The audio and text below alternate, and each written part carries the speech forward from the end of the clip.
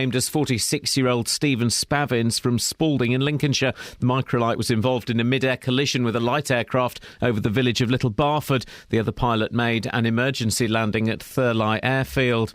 Police in Buckinghamshire have again urged victims of child sex abuse to come forward after 2 teenagers were each jailed for 3 years for offences in High Wycombe and Chesham. 18-year-old Kishon Mills from Oldham and a 17-year-old from Cambridgeshire, who cannot be named for legal reasons, were jailed yesterday at Oxford Crown Court. The offences involved 7 female victims between 2009 and 2012. The wife of Alan Henning, the British man held hostage by Islamic State militants, has received an audio message from him pleading for his life. Barbara Henning has again urged the group to release her husband, who was kidnapped last December while delivering aid to Syria. Meanwhile, there's speculation Parliament may be recalled to consider British involvement in the US-led airstrikes against Islamic State. Residents living in the Hightown area of Luton say prostitutes have taken over their neighbourhood again. Last year, the police and the council announced a 5-year plan to get rid of street prostitution in the area. There'll be a further meeting for residents tomorrow. This sex worker told Three Counties Radio she picks up clients in Hightown because the CCTV makes her feel safe. It is the oldest profession in the world, and it's not something that I'm proud of. My family see me on YouTube getting arrested and all that. But the reason I will, and I still will, continue to stand here is because it's safe. There's cameras, and I'm safe. Members of the Fire Brigades Union are protesting in Watford today over what they say are government cuts to the service. Yesterday they were in Aylesbury.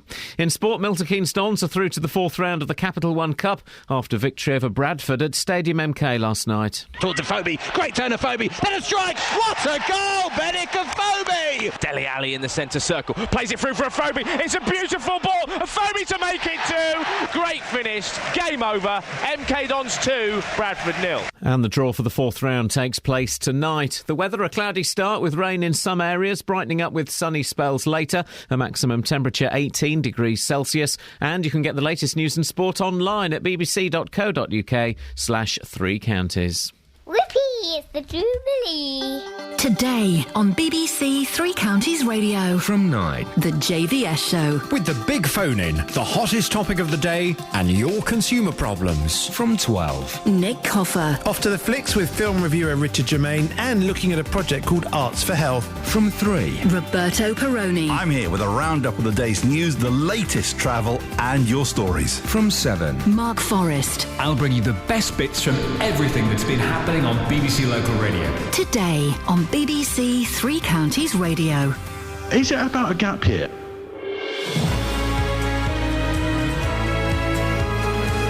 Morning. Look at those two gals. Hi. That's Catherine Boyle, the producer of the show, not the co-host, as some of you have started saying. Where's that come from? Big up yourself. And Kelly Betts. Morning. Chomping on an apple. Oh, no. There you do. What is it? Granny Smith's? Sure. We got their cocks. What is it? It looks like a jazz. I don't really know my apples. Well, It's a jazz. Why do we even bother naming apples? It's just an apple. It's just an apple. What is this with this? Oh, I love cocks. I love Granny Smiths. I love Pink Lady. What is that all about? It's just an apple. What is that? It's an apple.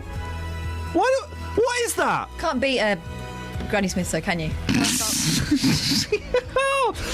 Well, that's the apple rant over. What else have we got in the show? Catherine Boyle. Loads of stuff and things. I've written it down, but I've not got it in my computer yet. You have. Disgraced DJs, stubborn streetwalkers. Oh, they're all beginning with the same letter. That's clever. It's radio. We like that. Yeah. And furious firemen. And, Your yarns. 08459 455 555. Oh. Beds, hearts and bucks. This is BBC Three Counties Radio. I think it's about time that the listeners got to know the team a little bit better. So throughout the morning, I'm going to be asking you some pertinent questions, gals, so that the listeners can just find out a little bit more about what you are like and what your lives are like. And if you've got any questions for the gals, 08459 455 555 there. Not that question, though. Not that question. No, that question really should stay in your mind. Let's start with Kelly Betts. Kelly, tell us a little bit about yourself. What? Have you got any theme tune music that I can talk over? Yeah, I have actually. I've got some perfect Kelly Betts music. Something like Wheel of Fortune style. Here we go. I'll punch you in the face. No, that's not it. Hang on. I don't really know, Rita. No, here we go. Right. Hello, my name is Kelly Betts. I'm from Luton. I lie about my age. I'm about 19. I'm 4'11", and I really enjoy going to gigs and drinking lots of alcohol and enjoying my life. And that's Kelly Betts. Woo!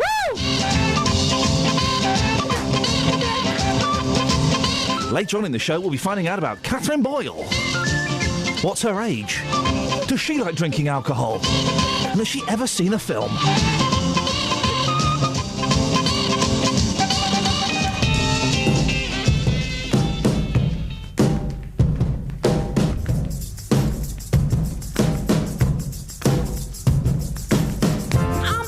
Up to there. When you gonna ring it? When you gonna ring it? Yeah, I'm thinking about my doorbell. When you gonna ring it? When you gonna ring it? Yeah, I'm thinking about my doorbell. When you gonna ring it? When you gonna ring it? Yeah, I've been thinking about my doorbell. Oh well, with many children, your kids is not the man of my life, I know. And I've been going to Mr. and Mrs. I respect the art of the show. Take back what you said, little girl, and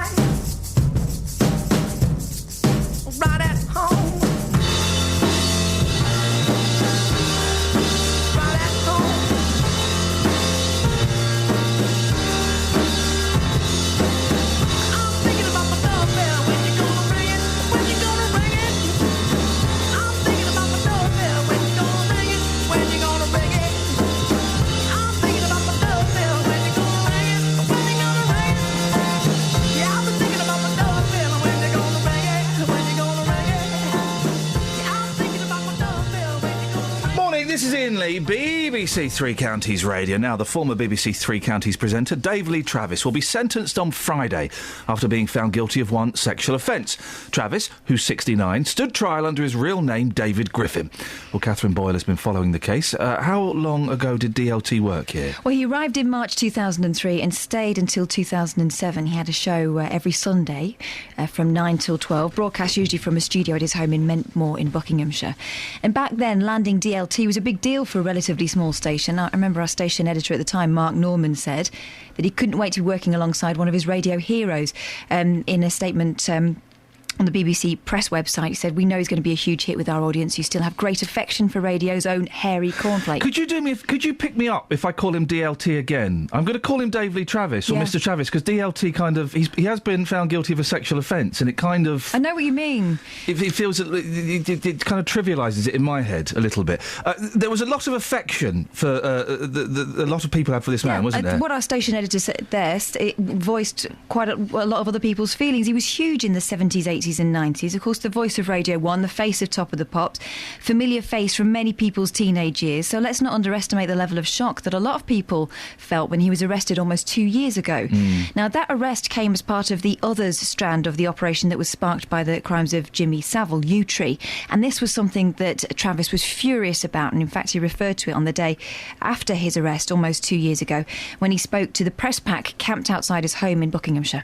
I am, and always have been, completely abhorred by anything to do with children and anything to do with child molestation and anything like that. So I don't really want to be in a headline where people look and see Savile's name, they see my name, think, oh God, is he at it as well? Not true, all right? This first went to court in February, didn't it? Yes, there were two trials. That first trial led to Travis being cleared of 12 indecent assault charges, including a claim that he'd abused a 15-year-old girl. And the jury was unable to decide on two more counts, and these counts were the basis of the latest trial, along with a fresh charge arising from an allegation that Travis groped a researcher off stage at the Mrs. Merton show. And this was the charge that stuck, in fact, the only charge that stuck. And it's important to bear that in mind, that there were other charges, but he's only been found guilty of this one. Yeah, and we need to highlight that. Still, the Chief Executive of Victim Support, Mark Castle, says this conviction is a vindication for all victims of indecent assault who were attacked by someone so famous that they feared they'd never get justice. Of course, it's all over the papers this morning, as you would expect. Yeah, unsurprisingly, given the level of fame this man has. Several also harking back to an article written 5 months before the first arrest. This is by the journalist Camilla Long, and she gave details in that article of an encounter she had with the DJ. After he hit the headlines, do you remember this? He was praised by one of the most prominent political prisoners of recent time, Aung San Suu Kyi. Yeah, that was weird, wasn't it? It was so odd, and that was the reason why the papers jumped on it, because this is the Burmese opposition leader. She's spent years under house arrest, and she said that Travis's show on the World Service had been a lifeline, and they eventually met so she could thank him. Now, Camilla Long went to his house to interview him about this episode, and she claims during that time she was groped as she tried to interview him, and his wife was present. I definitely thought it was a sort of an extension of his self-importance in a weird way. He seemed he was very arrogant with me and seemed to think that this was an entirely acceptable way of communicating with women. And I got the impression that he'd been doing this all the time for years and years and years. OK, so what happens now? Well, David Patrick Griffin, which is Dave Lee Travis's real name, he'll be back in court on Friday for sentencing. And bear in mind, indecent assault carries a maximum sentence of 10 years. Catherine, thank you very much indeed.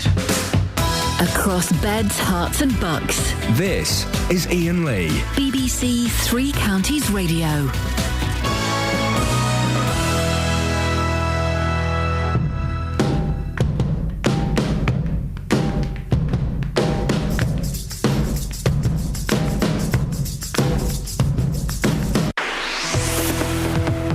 Travel news for beds, cards and bugs. BBC Three Counties Radio.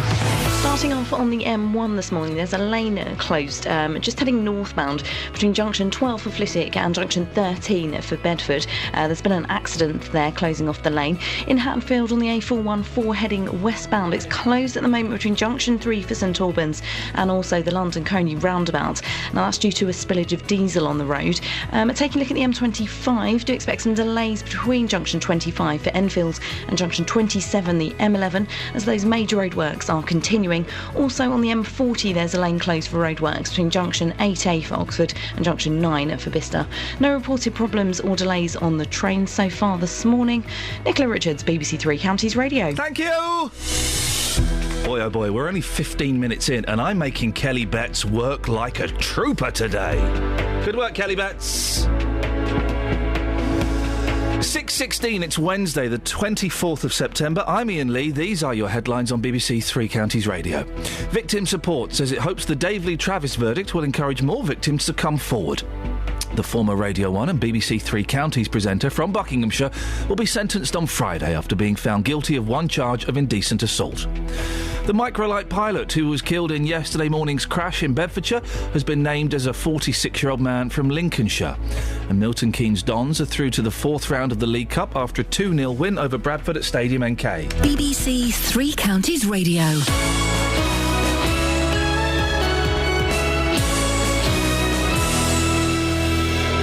Nick Coffer, across beds, hearts and bucks. Later this week, St Albans Cathedral will be transformed into an oasis of colour and sound. I think the colours we've used, the lime greens and the pale creams, and I think it does have a very serene, gentle feeling. The Music in Bloom Festival is taking place, and on Friday, I'll be live from the heart of it. I'll check out all the flowers and find out how they can reflect different types of music. Plus, I hear from the local musicians who are accompanying the festival and speak to the organisers. Nick Coffer. Live from Music in Bloom at St Albans Cathedral, Friday from midday, here on BBC Three Counties Radio. You know flowers? Yes. I'm aware of them. I don't really get them. Why? Well, they're such a faff. Get you some. Sorry? I can get you some. No, I don't. I mean, I do get them sometimes, but I don't get them. They're such a faff. When you get sent flowers, right, you've got to take them out. You've got to be in. Yeah. You've got to open the door. You've got to take them out of the cellophane. That's a mess. You've got to take the elastic bands off them. You've got to cut them to fit the vase. Yeah. And when do you Makes me get sick. When do you get flowers? Times when you're busy. Yeah, right? you do. Your birthday. I'm too busy for this, baby. Yeah. Too busy for this. Yeah. Just lost someone. Can't be bothered with Too it. sad for flowers. Why don't they just send him in a vase? Hey, there's flowers that fit through your letterbox now. Yeah, I know. Good, isn't it? They're really good. The best thing I ever send... Sorry, hello. The best thing I ever send, and I maybe... like those flowers that fit. Okay. Yeah. Maybe one of you girls would be lucky enough Sent my to... friend some recently. She wasn't well. My gran likes them. For goodness sakes. The Would you send them to your gran? The thing that I like to send when somebody is bereaving or just had a baby... I've made myself laugh with the word bereaving. That's weird. That's ironic. I like to send muffins. But okay. They don't fit with a letterbox. No, you get a nice tin of muffins. Aww. Because everyone thinks, oh, delivery, oh, it's going to be flowers. Oh, I flip. Hey, it's not flowers, it's a tin of muffins. This is the best thing ever. If I just had a baby, that would be great, because you don't eat properly, do you? No, you don't, exactly. When we first came home from the hospital with our first one, I ate a whole bag of, massive bag of crisps, and I said to Lee, oh, what a flipping pig I am. He went, yeah, we've not eaten anything all day. Yeah, exactly. Forget. Exactly. Oh. So muffins when you have a baby. But bereaving, I don't know whether I'd want a muffin. Oh, I miss Grandad. A lovely chocolate muffin makes me feel, so much better. Grandad who? You see? 08459 455 555. What would you like to receive if you've just had a baby or if you're bereaving?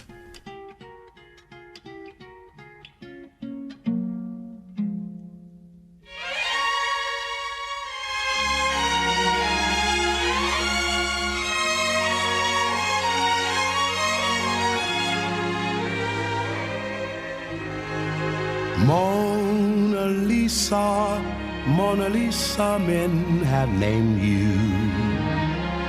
You're so like the lady with the mystic smile. Is it only 'cause you're lonely they have blamed you for that Mona Lisa strangeness in your smile? Do you smile to tempt a lover, Mona Lisa? Or is this your way to hide a broken heart? Many dreams have been brought to your doorstep. They just lie there and they die there. Are you warm? Are you real? Mona Lisa are just a cold and lonely, lovely work of art.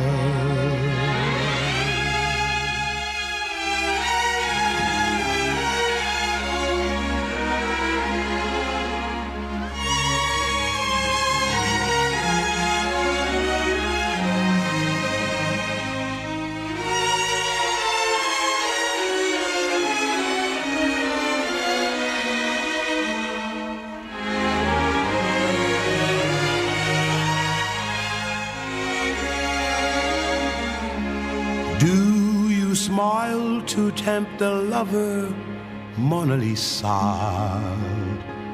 Or is this your way to hide a broken heart? Many dreams have been brought to your doorstep.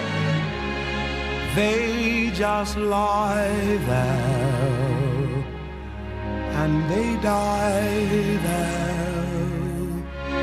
Are you warm? Are you real? Mona Lisa are just a cold and lonely, lovely work of art. Mona Lisa, Mona Lisa.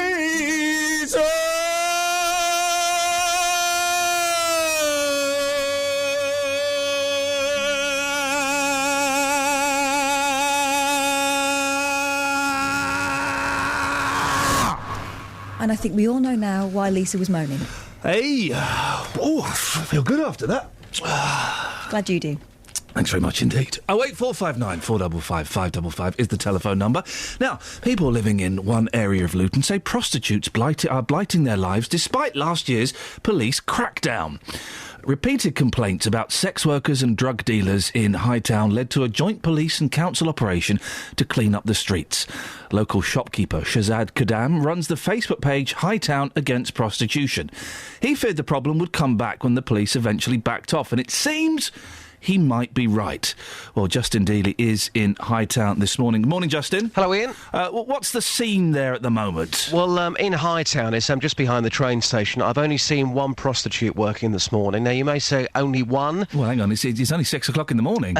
Yes, the last time I was here, to give you an indication of how bad the situation was, at 7:30 in the morning, commuters were walking to Luton train station, and as they were walking down Old Bedford Road, they were being propositioned by prostitutes. These were people dressed in suits on the way to the train station. That's how desperate the situation was. But certainly this morning, it does seem to be a lot quieter. I've only seen one prostitute. I have been propositioned myself in this area twice before. I'll be talking to locals throughout the morning to see what they've got to say. Justin, thank you very much. We'll speak to you a little bit later on. Shazad Kadam, of course, the gentleman that we mentioned, the local shopkeeper. What you're going to hear now is an interview that he did himself. I've been working on the streets for about 14 years now, but, that's not every day, and that, Why do you choose this to road? work, Yeah. because it's where it's a known. Do you know what? I told you I've worked 14 years. Yeah. I used to work when it was on Hazelberry Crescent next to the SO. Yes. From there, it went to Brook Street, Crawley Road. It's called Gasworks. Yeah. From Crawley Road, it went to Brook Street. From Brook Street, it's come to here. From here, it's going round. It's making its way round to North Street, isn't it? Yes. It will move from here.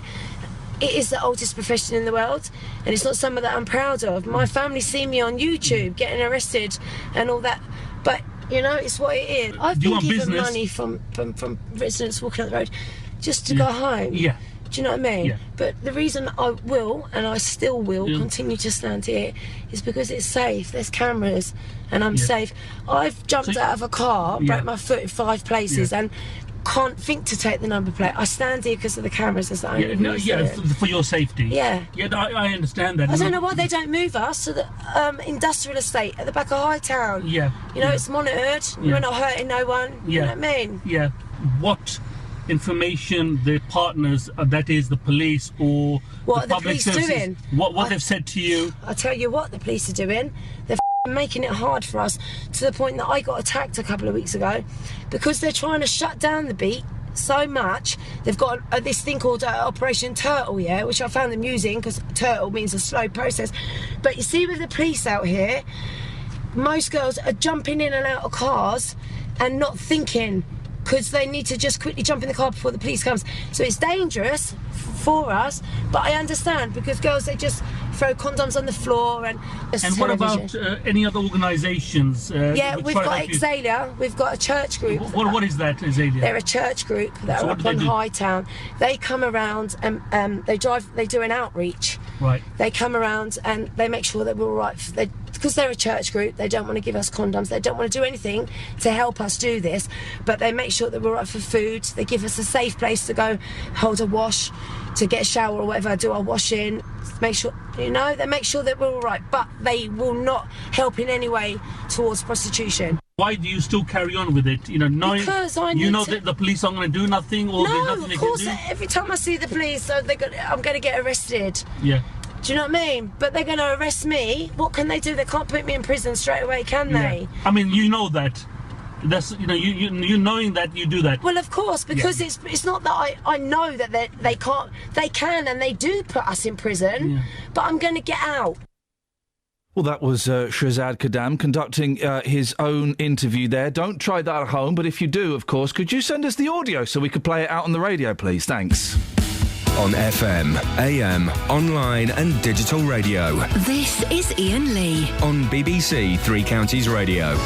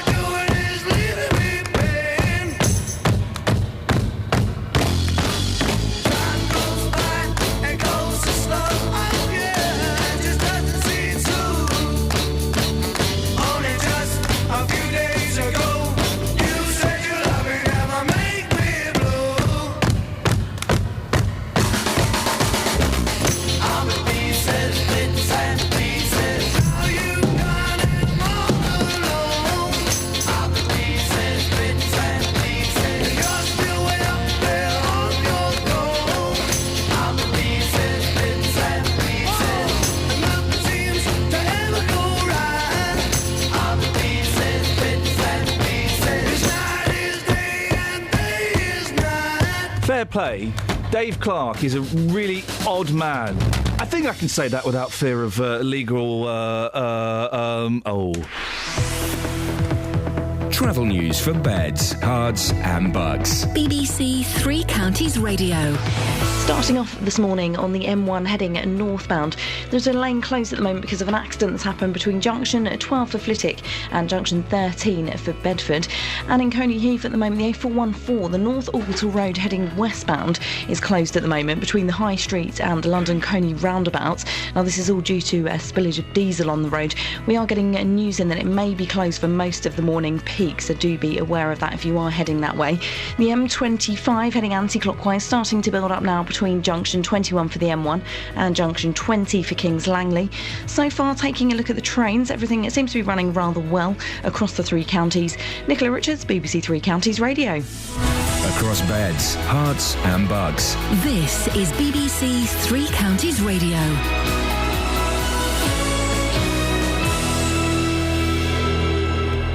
It's 6:30, I'm Simon Oxley. Victim Support says it hopes the Dave Lee Travis verdict will encourage more victims to come forward. The former Radio 1 and BBC Three Counties presenter from Buckinghamshire will be sentenced on Friday after being found guilty of one charge of indecent assault.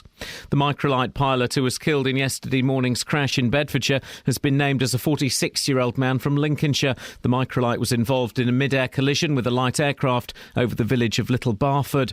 And police in Buckinghamshire have again urged victims of child sex abuse to come forward after two teenagers were each jailed for 3 years for offences in High Wycombe and Chesham. The offences involved 7 female victims between 2009 and 2012. Three Counties Sports. BBC Three Counties Radio.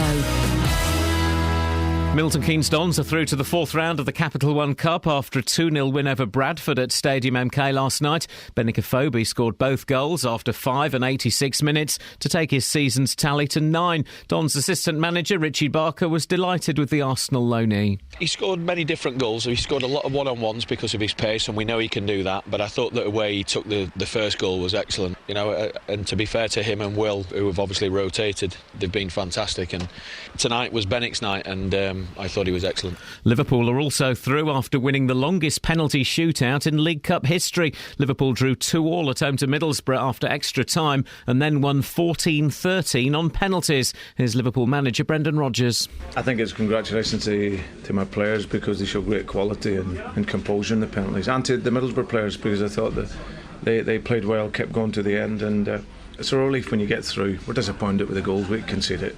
We're making too many mistakes at the moment, but what this team and group of players have is mentality and good character, and we needed that. Elsewhere, Arsenal lost 2-1 at home to Southampton. Everton lost 3-0 at Swansea. Tonight's third-round matches include Chelsea versus Bolton, Manchester City at home to Sheffield Wednesday, and Tottenham against Nottingham Forest. And after tonight's matches, it's the fourth-round draw.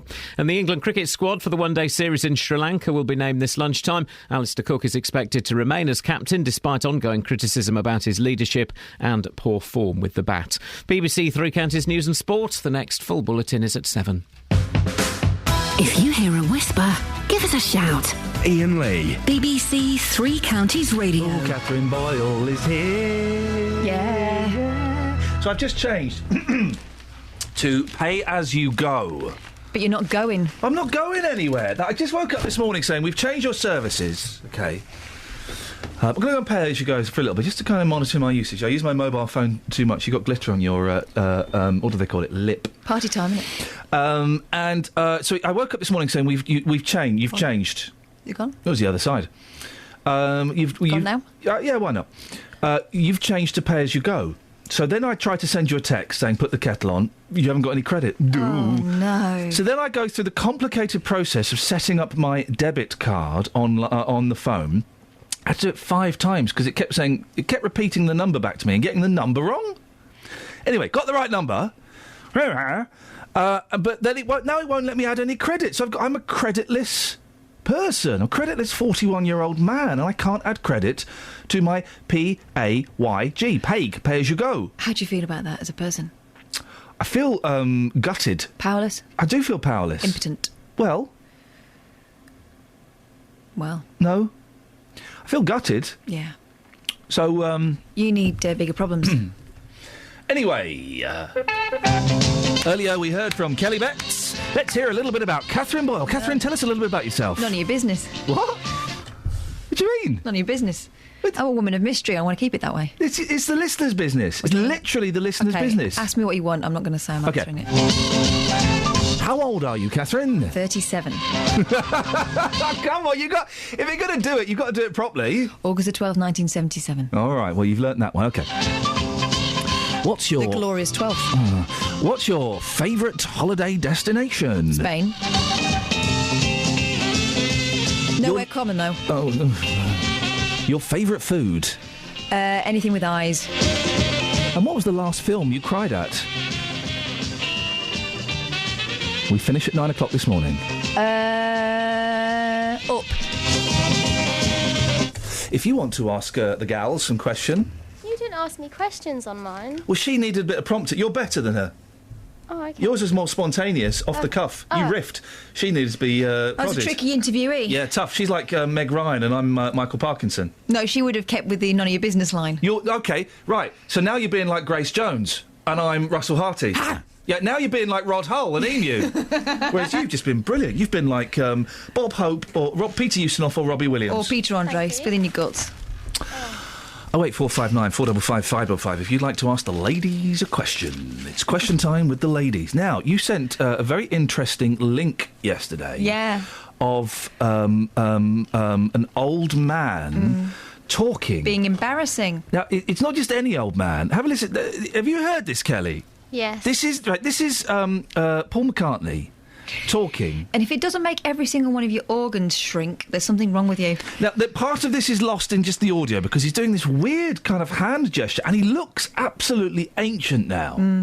But he said, listen to him, he can barely speak. Hey, hi there, Paul speaking.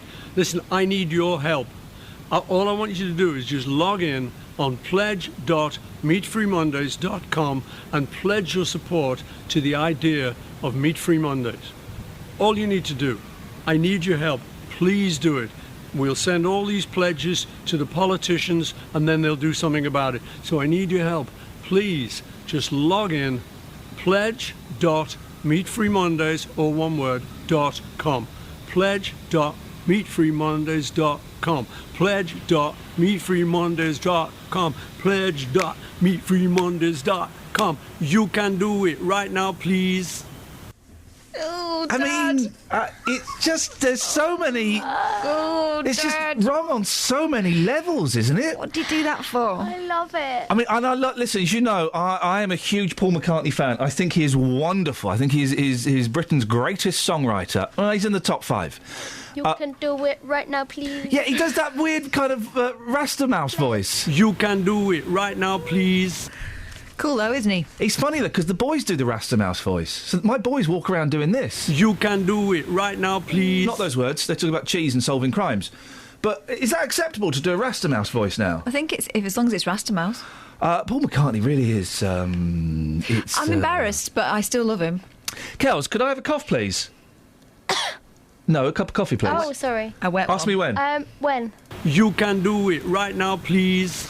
That would never be my answer. Sorry? I'd say, yeah, sure. Could I have a cup of coffee, please? Yeah, sure. When? You can do it right now, please. Oh, and this is him falling down a hole. You can do it right now, please. Paul, Paul, you're stuck in the hole. When do you want us to lower the rope and rescue you? You can do it right now, please. Oh, Paul. What you got in the papers, Kath? Oh, nothing. Should we play a song? I'm trying to think of other applications for Paul McCartney.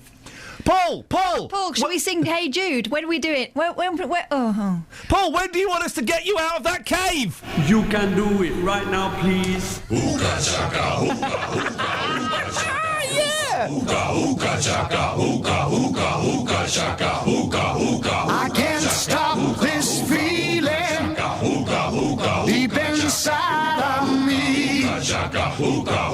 Girl, you just don't realize what you do to me.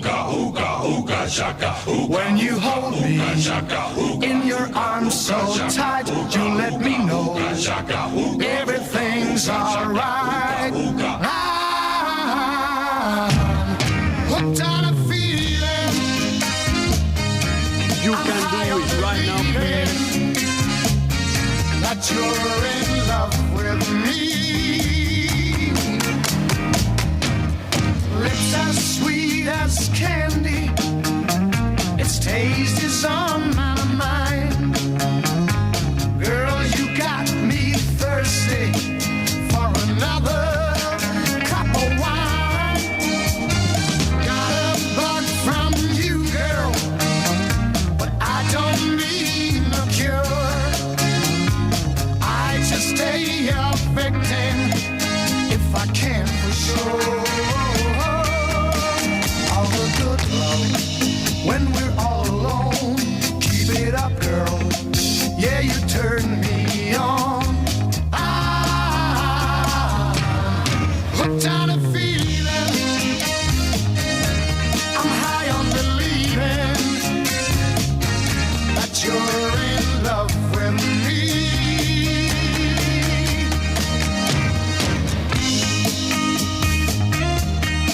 can do it right now, please. MeFreeMondays.com. Pledge.MeFreeMondays.com. You can do it right now. When we're all alone, keep it up, girl. Yeah, you turn me on.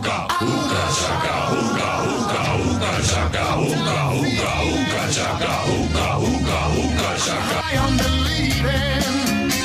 This is the most mental record I've ever heard in my life. What on earth is going on? Is this a song? Yeah. Wow. Hooked on a feeling that can only be described as Ooga Chaka Ooka Ooka. This is just... Here they come again. Ooga chaka ooga ooga ooga chaka ooga ooga ooga chaka ooga ooga. You can do it right now, please. What on earth is going on this morning? Hey, Paul McCartney, when can I look to the camera, do a wry smile and stick both thumbs up? You can do it right now, please. Stay out of this, Ringo. I need a... Sorry, Kels, I'm going to be really precise now. I keep getting Kelly to edit the drums for me. Right. That was too short. I need this. Watch the mime. Boom, boom, cha, cha, boom, cha. Boom, boom, cha, cha. Oh, you want one more boom boom cha cha? Another boom, boom, cha, cha. Oh, it's boom boom 4 cha bars, cha. isn't it? Is that all right? 4 bars. Can you do that? So it's... Yeah, man. Boom, boom, cha, cha, boom, cha. Boom, boom, cha, cha. You've got to finish the phrase. I thought you would have known producing BBC You said Introducing. you wanted it just before the tambourine camp comes Yeah, okay, well, this is the full... Cha, boom, boom, cha, cha, boom, cha, boom, boom, cha, cha, tambourine. That's just coming just before the tambourine. Yeah, okay. On it. Okay. Should have been more specific. So on it. Yeah, I should have been more specific. You should have been Could you... I tell you what, don't do it later.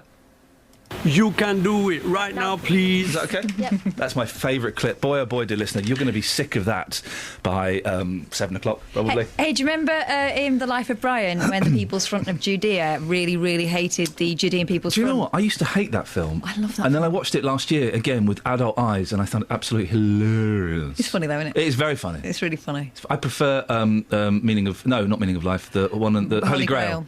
Yeah. Yeah. But go on. I wanted to show that to my kids because they're into horrible histories, but I think it might be too much. I can't show them Holy Grail. Yeah, there's a rude bit, isn't there? There's loads of rude bits in there.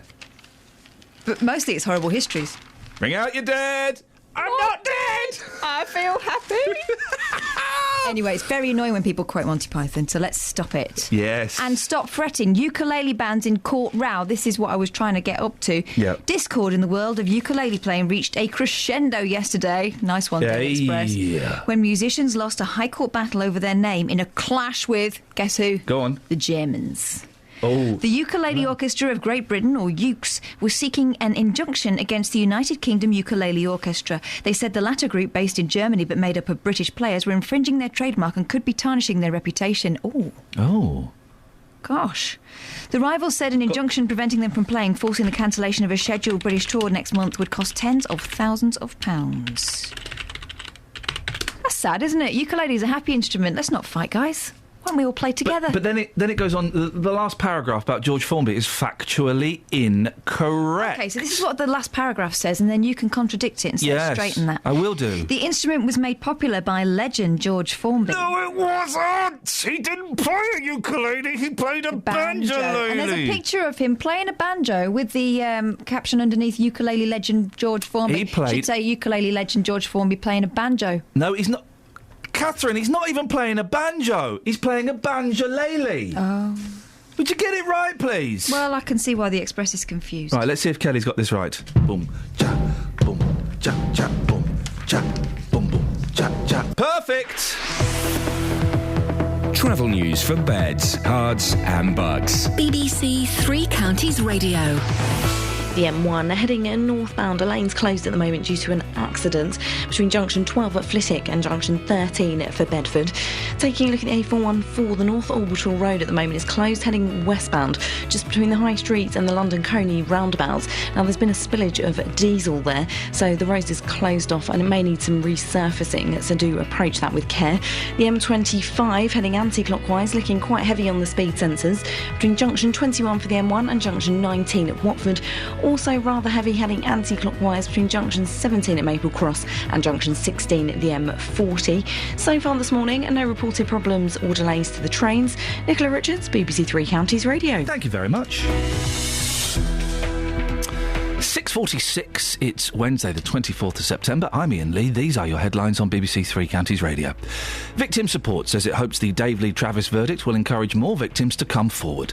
The former Radio 1 and BBC Three Counties presenter from Buckinghamshire will be sentenced on Friday after being found guilty of one charge of indecent assault.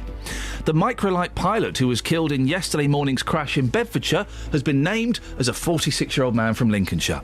And Milton Keynes Dons are through to the fourth round of the League Cup after a 2-0 win over Bradford at Stadium MK. Beds, Hearts and Bucks weather. BBC Three Counties Radio. Good morning. It is quite a dull and damp start to the day. We had quite a lot of rain overnight. It has made its way southeastwards, but behind it, though, we've seen one or two spots, but also some quite sharp showers to follow. Should get some bright spells, though. We're making it sound all doom and gloom. It's not. We'll get some sunny spells through the course of the day, but mixed in with these heavy showers. Temperatures likely to be quite reasonable, actually, in a sheltered spot away from the cool northwesterly breeze. We're looking at a maximum of 18 Celsius. Any showers we've still got this evening will die out. The sky will clear and the temperature dropping. We're looking at the maximum in the countryside of around 6 Celsius. For tomorrow morning, a bright start, if a bit chilly, with some sunshine, but then the cloud is going to roll in, turning things a bit hazy as we head through tomorrow afternoon. But it's still reasonably warm. Temperatures up to around 19 Celsius. And that's your forecast.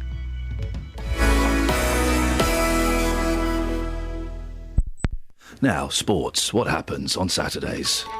On Saturday afternoon, we're back to a full day of traditional kick-offs. Marriott into the area, low drilled shot, into the back of the net. All 5 of our teams kick off at 3, and we'll have live and uninterrupted commentary on Stevenage, MK Dons. Ali on a hat-trick, right-footed, he gets his hat-trick! Watford. Hey, Cathcart! Equalises for Watford on the volley! And Luton. Right-footed, oh, he saved it! Comes back out to Cullen, and Cullen scores! Plus, regular updates from Wickham. It's Wood, it's a goal, it's Sam Wood! Listen to your local team in Three Counties Sport. Saturday from 2, here on BBC Three Counties Radio.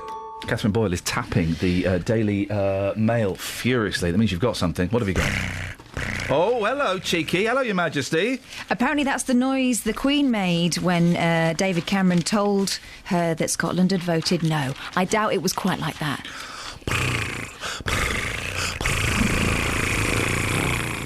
It was probably, oh, very good. He got caught speaking to someone on microphone, didn't he? Yeah, you never do that. You never talk about the Queen's private feelings about anything political. Cameron, you should know that. You're quite posh yourself. Yeah, he's a plum.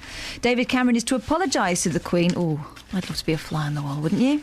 After he was caught boasting that she had purged down the line when he'd called to tell her Scotland had rejected independence. The Prime Minister was said to be deeply embarrassed. Imagine the face. Imagine that face. Last night, after he was inadvertently caught on camera discussing the Queen's reaction to last week's referendum. Oh, dearie, dearie me.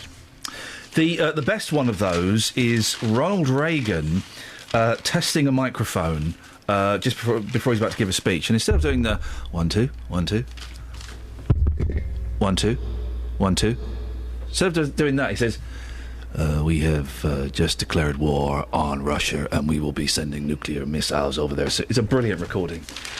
Yes, he did it. What a hilarious gang. He is outrageous. Can I just say... Yes. The Voice, a programme I've never wanted to watch in my life. Oh, it's quite good at the beginning. I'm going to start watching it.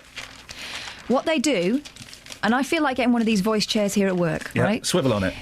You only turn round if you're interested. OK. Right? So I'm going to be employing the voice technique in future. OK. So people are talking to me. Kath, do you want Yeah. this for breakfast? Do you want this story? Not turning round.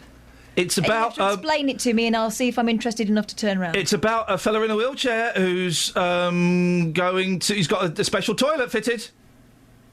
It's about a man with a dog stuck in his ear. It's about prostitutes in Hightown.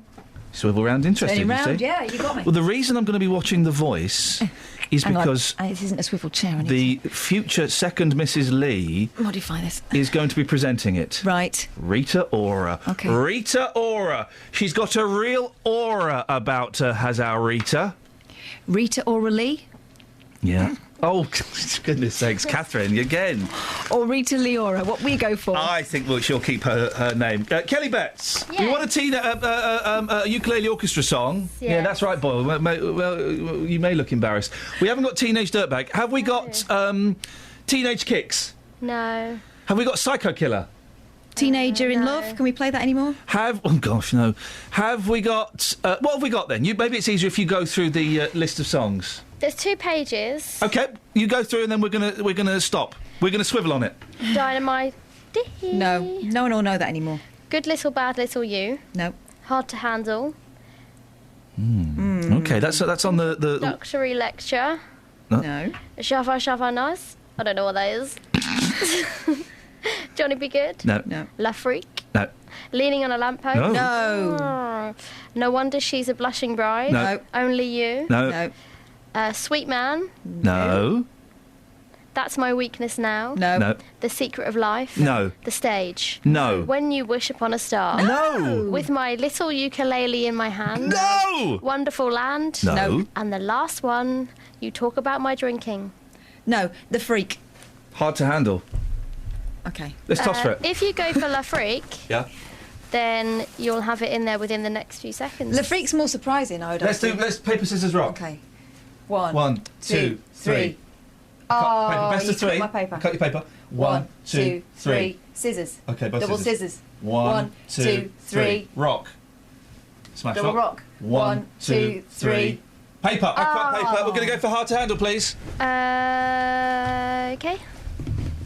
She wasn't counting on that. You see, that's a real result, ladies and gentlemen. That's what would really happen in reality It's television genuine. if it was real. At the BBC, we used to fake a lot of stuff. Not allowed to anymore. No. Thanks, Jonathan Ross. Yeah. Thanks, Ofcom. Gosh, we used to have so much fun. Flippin' heck. Not allowed now. Unbelievable. Unbelievable.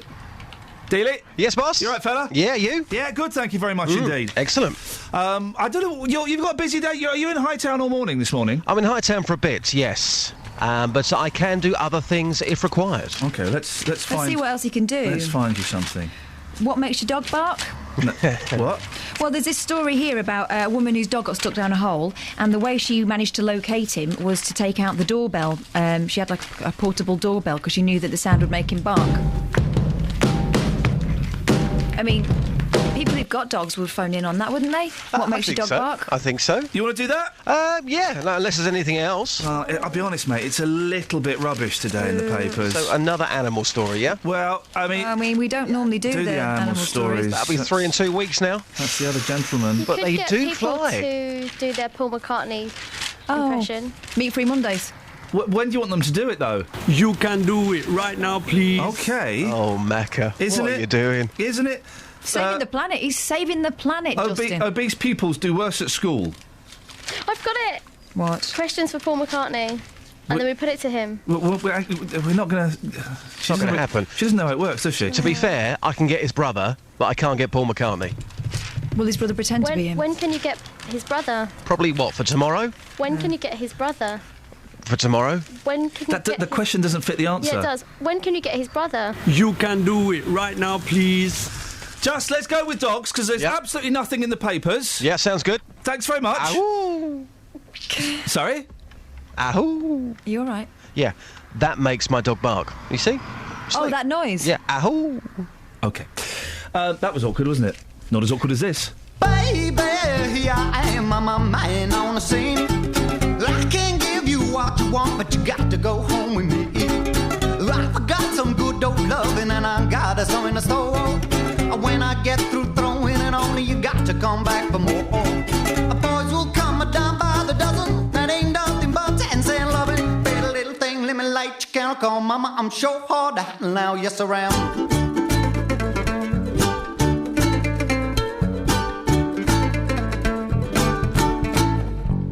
Action speaks louder than words, and I'm a man with a great experience. You know you got you another man, but I can love you better than him. Take my hand now, don't be afraid, I'm gonna prove every word I say, yeah. I'm advertising love for free, so won't you place your air with me? Boys will come down by the dozen, and then nothing but 10-cent loving. Little thing, let me light your candle, call mama, I'm sure hard to handle now, yes around.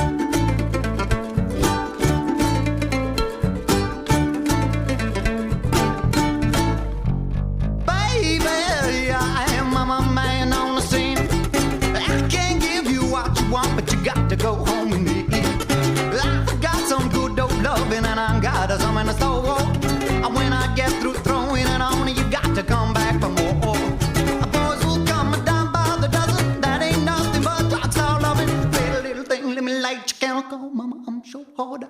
yes, I am.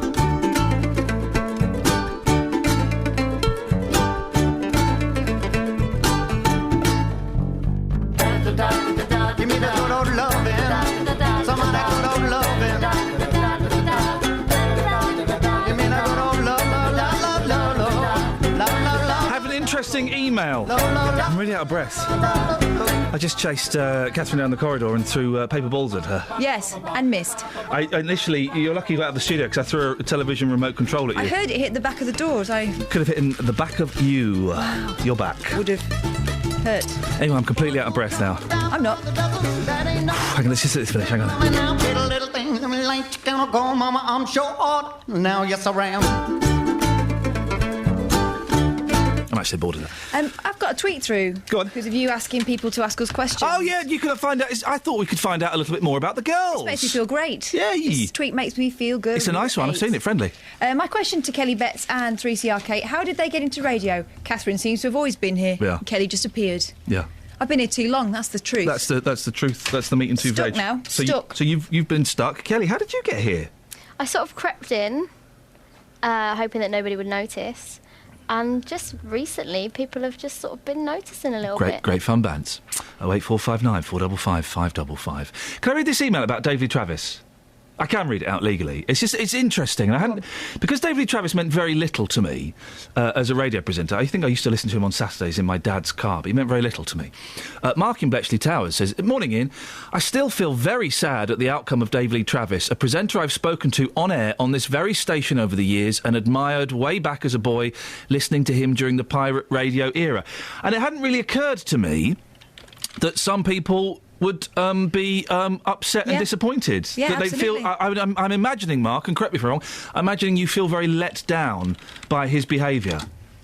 If there's anybody else, let's not couch it anything. Let's just ask, how do you feel now that Dave Lee Travis has been convicted and found guilty of a sexual offence? 08459 455 555. You feel disappointed? You feel let down? It's weird with Rolf Harris. I mean, it's different crimes, but I could kind of understand it more. Dave Lee Travis. I mean, he was a minor person in my life, but I guess to other people he was perhaps slightly more significant. 08459 455 555. BBC Three Counties Radio. Let's get the travel news now, shall we? Yes. Travel news for beds, cards and bugs. BBC Three Counties Radio. Nicola? Yeah? Nicola, just wait. Can you just wait for a second? Yeah, absolutely. Don't do the travel just yet. Hang on. Hang on. Oh, what's happening? No, just want to wait for the right moment. OK, sure thing. You can do it right now, please. Away you go. Starting on the M1 heading northbound, there's one lane closed at the moment because of an accident just between junction 12 for Flitwick and junction 13 for Bedford. And the A414, the North Orbital Road, heading westbound's closed at the moment between the High Street and the London Coney roundabouts. Now, this is following a spillage of diesel on the road, so we are expecting it to be closed for most of the morning at peak. Take a look at the M25 heading clockwise. There's lane closed on the entry slip road from the M40 just to junction 16 the M40. So far on the trains, no problems or delays. Nicola Richards, BBC Three Counties Radio. Thank you, Nicola. So coming up in the next hour, more about prostitution in Hightown. And also, do you feel disappointed, let down by Dave Lee Travis and his behaviour? Local and vocal across beds, hearts and bucks. This is BBC Three Counties Radio.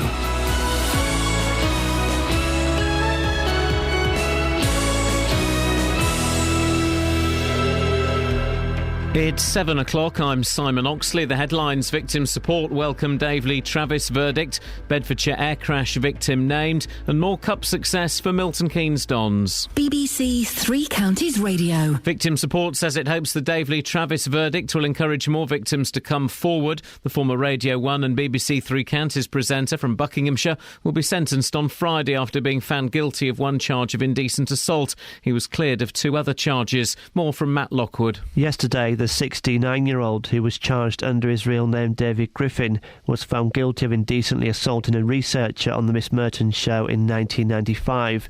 He had faced 2 trials this year involving a series of allegations of indecent assault and sexual assault, all of which he denied. The Chief Executive of Victim Support, Mark Castle, says a conviction is a vindication for all victims of indecent assault who were attacked by someone so famous that they feared they would never get justice. The microlight pilot who was killed in yesterday morning's crash in Bedfordshire has been named as 46-year-old Stephen Spavins from Spalding in Lincolnshire. The microlight was involved in a mid-air collision with a light aircraft over the village of Little Barford. The other pilot made an emergency landing at Thurley Airfield. Police in Buckinghamshire have again urged victims of child sex abuse to come forward after 2 teenagers were each jailed for 3 years for offences in High Wycombe and Chesham. 18-year-old Kishan Mills from Oldham and a 17-year-old from Cambridgeshire, who cannot be named for legal reasons, were jailed yesterday at Oxford Crown Court. The offences involved 7 female victims between 2009 and 2012. The wife of Alan Henning, the British man held hostage by Islamic State militants, has received an audio message from him pleading for his life. Barbara Henning has again urged the group to release her husband, who was kidnapped last December while delivering aid to Syria. Meanwhile, there's speculation Parliament may be recalled to consider British involvement in the US-led airstrikes against Islamic State. Residents living in the Hightown area of Luton say prostitutes have taken over their neighbourhood again.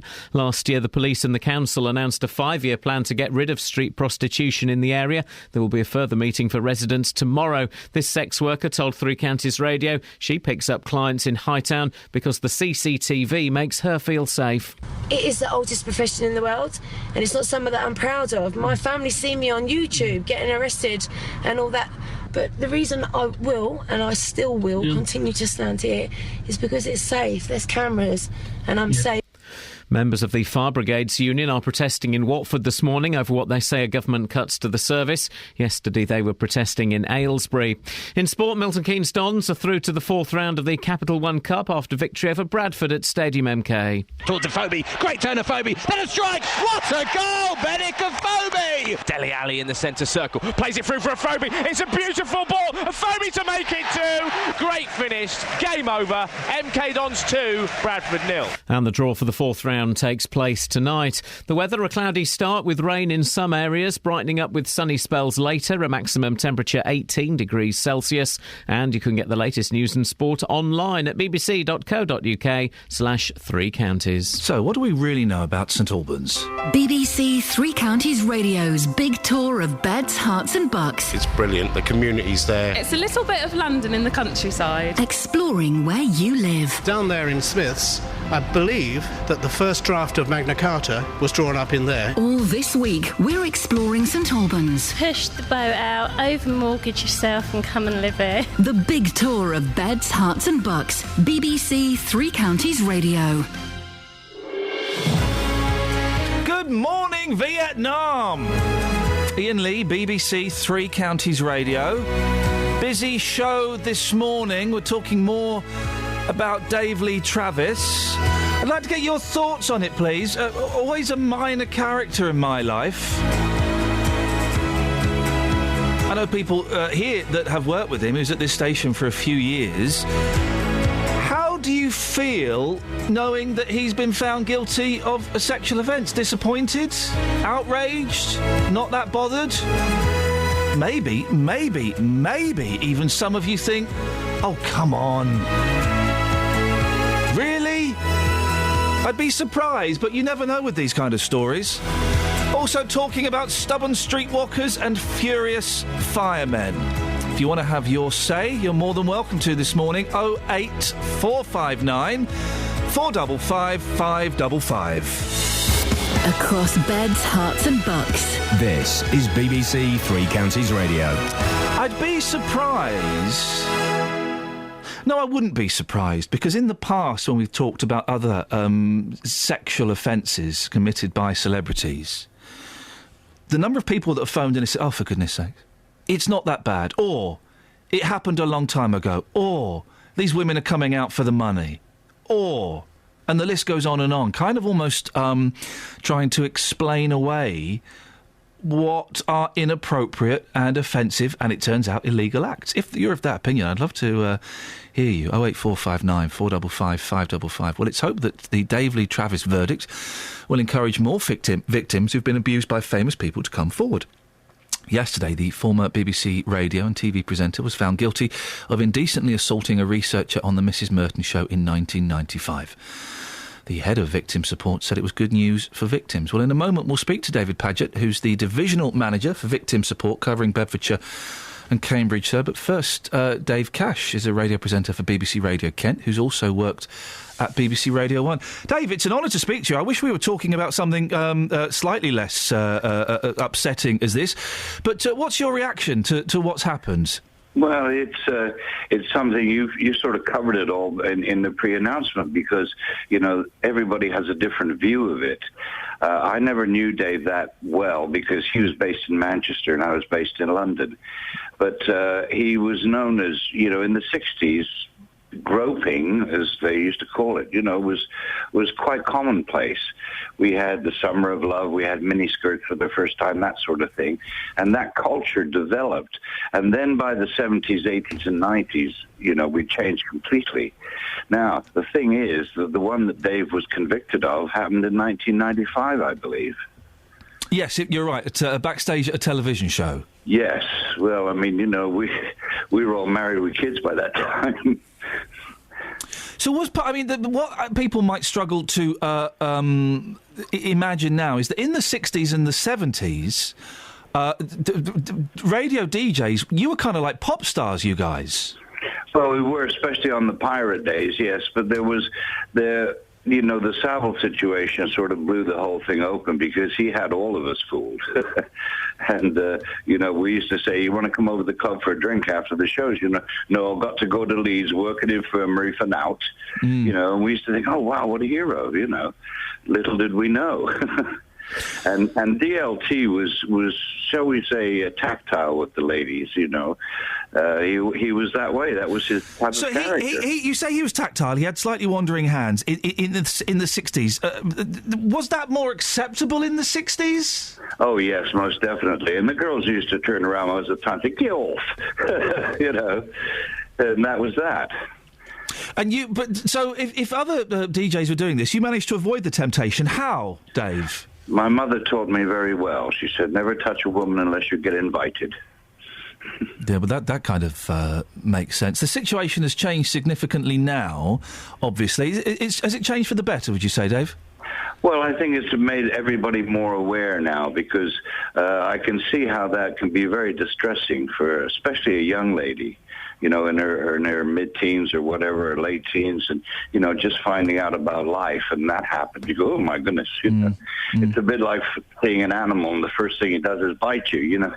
He's not that happy afterwards. Travis's career is over. What do you think his lasting legacy will be now?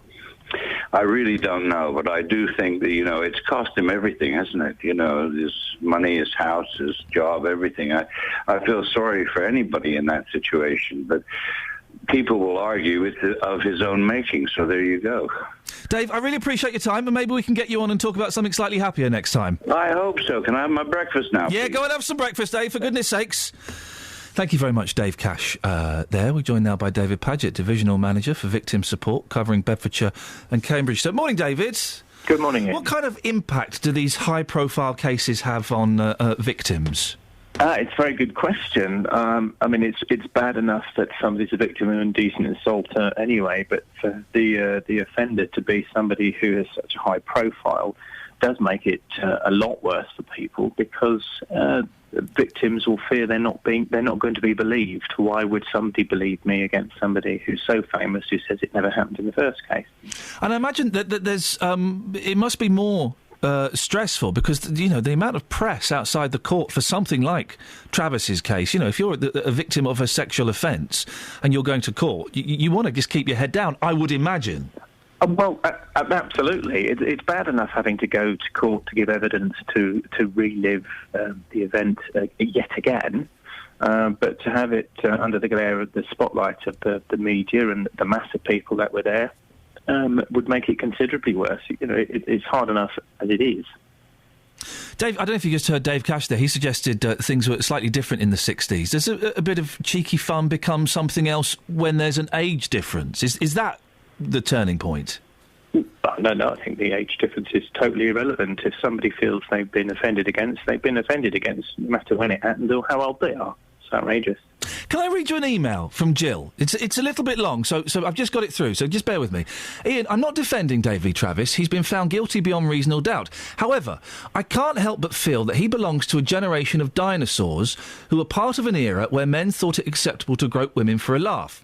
We live in a very different era now, and apart from serious crimes of assault, is it really in the public interest to prosecute gropers?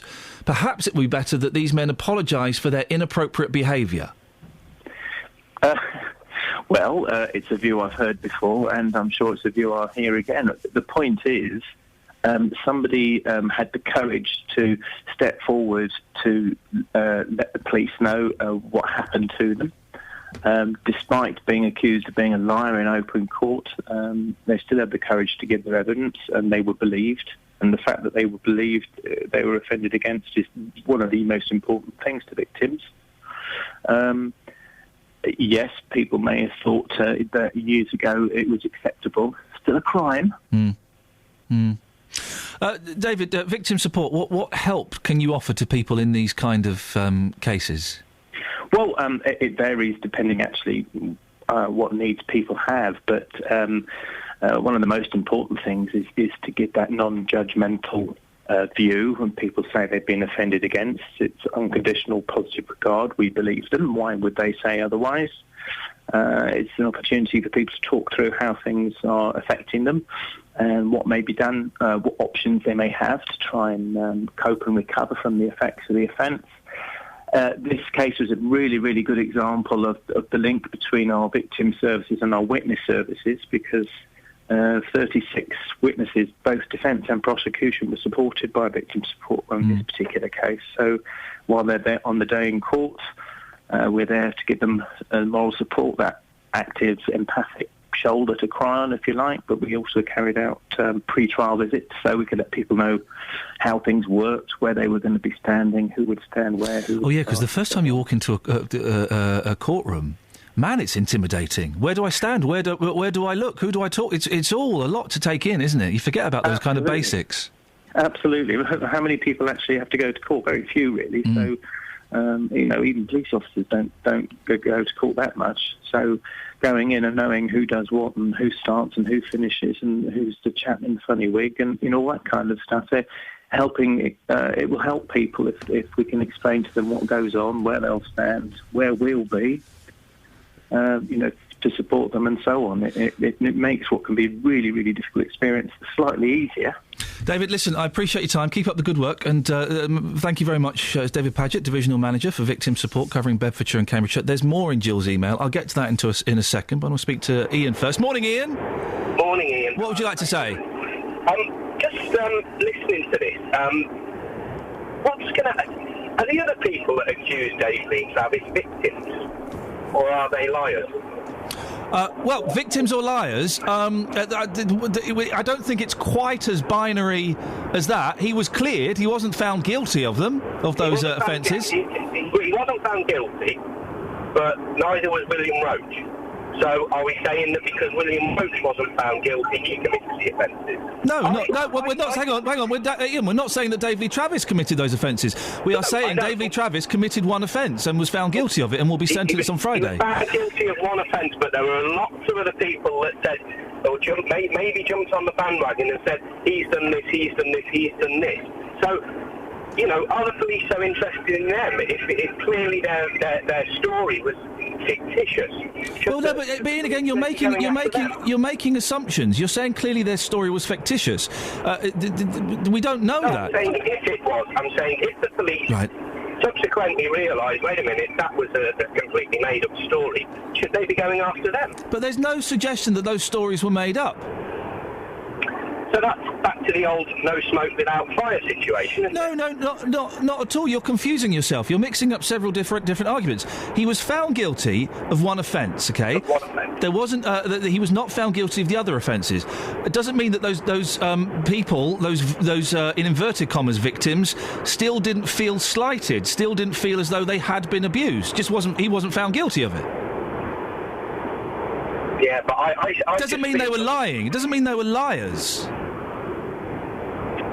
Does it mean that Dave Lee Travis is guilty just because he's found guilty by a jury? Yes, that's the law. So you have to. That's the only thing we've got. So we have to accept that yes, he is guilty of that one offence, as he was found guilty by a jury. Yes. I don't feel sorry for Dave Lee Travis. I don't feel sorry for Rolf Harris or the other guy, the PR guy. But I just feel that sometimes these celebrities, there's been a witch hunt for them. The guys up north, for instance. And Iain, thank you very much. 08459 455 555. A celebrity witch hunt. It's an interesting kind of argument of law. He wasn't found guilty of those other 11, 12 offences, so he's not guilty of them in the eyes of the law. He was definitely found guilty of one. Do you feel... OK, I'm going to ask this question, Catherine. Do you feel sorry for Dave Lee Travis? Do you agree with him that possibly it's some form of celebrity witch hunt? Let's put that out there and see if anybody bites, shall we? Do you feel sorry for Dave Lee Travis? 08459 455 555. Travel news for beds, cards and bugs. BBC Three Counties Radio. Starting off on the A1M heading southbound, very slow moving at the moment between junction 4 for Hertford and junction 1 for St Albans Road. Just getting in that all lanes have reopened on the M1 heading northbound. That was between junction 12 for Flitwick and junction 13 for Bedford. Having a look at the A414, the North Orbital Road heading westbound. Closed at the moment between the High Street and the London Coney roundabouts. Now this is all due to a fuel spillage there, so we are seeing that it might be closed for most of the morning peak as they do some resurfacing work there. The M25 heading clockwise, there's a lane closed on the entry slip road from the M40 southbound just at junction 16. The M25 heading anti-clockwise is queuing between junction 20 on the M1 and junction 19 at Watford. So far, looking at the trains, everything's running well. Nicola Richards, BBC Three Counties Radio. Thank you, Nicola. We're going to ask that... I feel slightly uncomfortable asking that question because he has been found guilty of a sexual offence. But I think it's still a valid question. Do you feel sorry for Dave Lee Travis? That's not. I'm not in any way. Do you know what? I'm slightly hesitant to even put that on Twitter because I'll get attacked. Well, let's run down the facts. Yeah. Cleared of 12. Yeah. Retried for 2. Yeah. And a new one. And cleared of those 2. Yeah. And it was the new one that he was found guilty of. And this is not this is not an apology for that. It's not an apology for that, and I'm not in any way trying to take away from what that victim went through at all. He's found guilty of a sexual offence, but. The question is, do you feel sorry for Dave Lee Travis? I think we can go with that. Let's ask the question and see if anybody goes for it. Thank you, Catherine. 08459 455 555 718. It is Wednesday, the 24th of September. I'm Iain Lee. These are your headlines on BBC Three Counties Radio. Victim Support says it hopes the Dave Lee Travis verdict will encourage more victims to come forward. The former Radio 1 and BBC Three Counties presenter from Buckinghamshire will be sentenced on Friday after being found guilty of one charge of indecent assault. The microlight pilot who was killed in yesterday morning's crash in Bedfordshire has been named as, let me just get his name up, I do apologise, has been named as 46-year-old Stephen Spavins from Lincolnshire. And Milton Keynes Dons are through to the fourth round of the League Cup after a 2-0 win over Bedford at Stadium MK. BBC Three Counties Radio.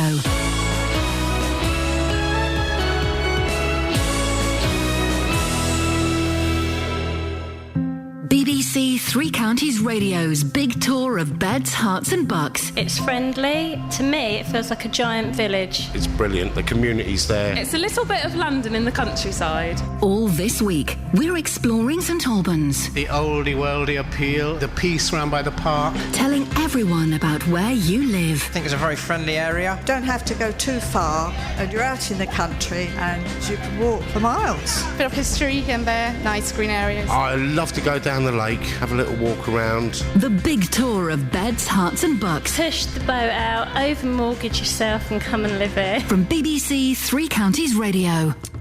That Dave Lee Travis question, it sits uncomfortably with me.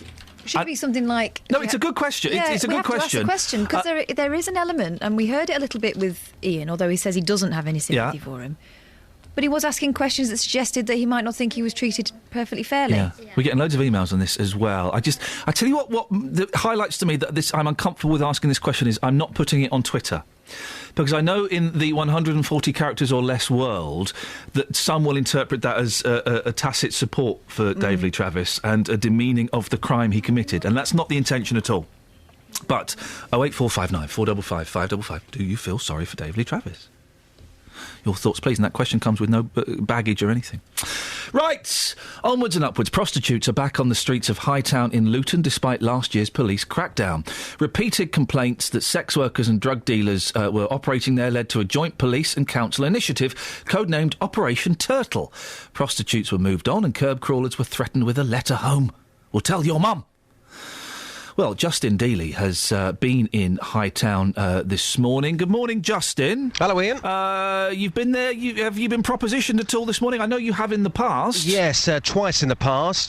This morning, I haven't. I have to say, from what I saw this morning, the situation has improved compared to a year ago. Then again, I don't live there. I only saw one prostitute this morning, and that was around 6:30 a.m. But talking to people in Hightown, which of course is just behind the train station, they're pretty much saying what we're saying this morning, that the situation last year improved and now it's getting worse. Here's what locals had to say. Well, sir, you live in the area. You heard our feature this morning. Yeah. As far as you're concerned, has the situation improved here in this part of Luton when it comes to prostitutes? Yeah, it has, but it's started to go back the way it was. It's increasing. It was a load, then it disappeared, now they're coming back again. And are you being propositioned all the time? I've been propositioned twice in this area before. Is that happening to you? Oh, when there was lots of them here, they used to happen all the time, nearly every day. Once all the fanfares disappeared and there's no publicity to get from it, the politicians and the police all disappear and so can't be bothered. Again, as somebody who lives in the area, how bad is it around here for prostitutes? If you just walk around, you see prostitutes everywhere, like around the far. They all split it up, not all together, but they all split it up. Hightown and Old Bedford was a really bad area. So the situation's gone back to how it was before then? Yeah, it's actually the same. If you come at 12 o'clock, 1 o'clock, or maybe later on, you see it's still the same situation. So yeah. Now, have you ever been approached by prostitutes yourself? It's the usual. I don't see nothing. I just walk away, to be honest. And how close is that happening to your front door? Actually, there was once a prostitute outside my house. She was doing a little thing with someone else, and I had to open my window, tell them to get off my property, and they went. So you can see how bad it is. Like, if they were outside my house just doing their own thing, it shows that they've got no respect.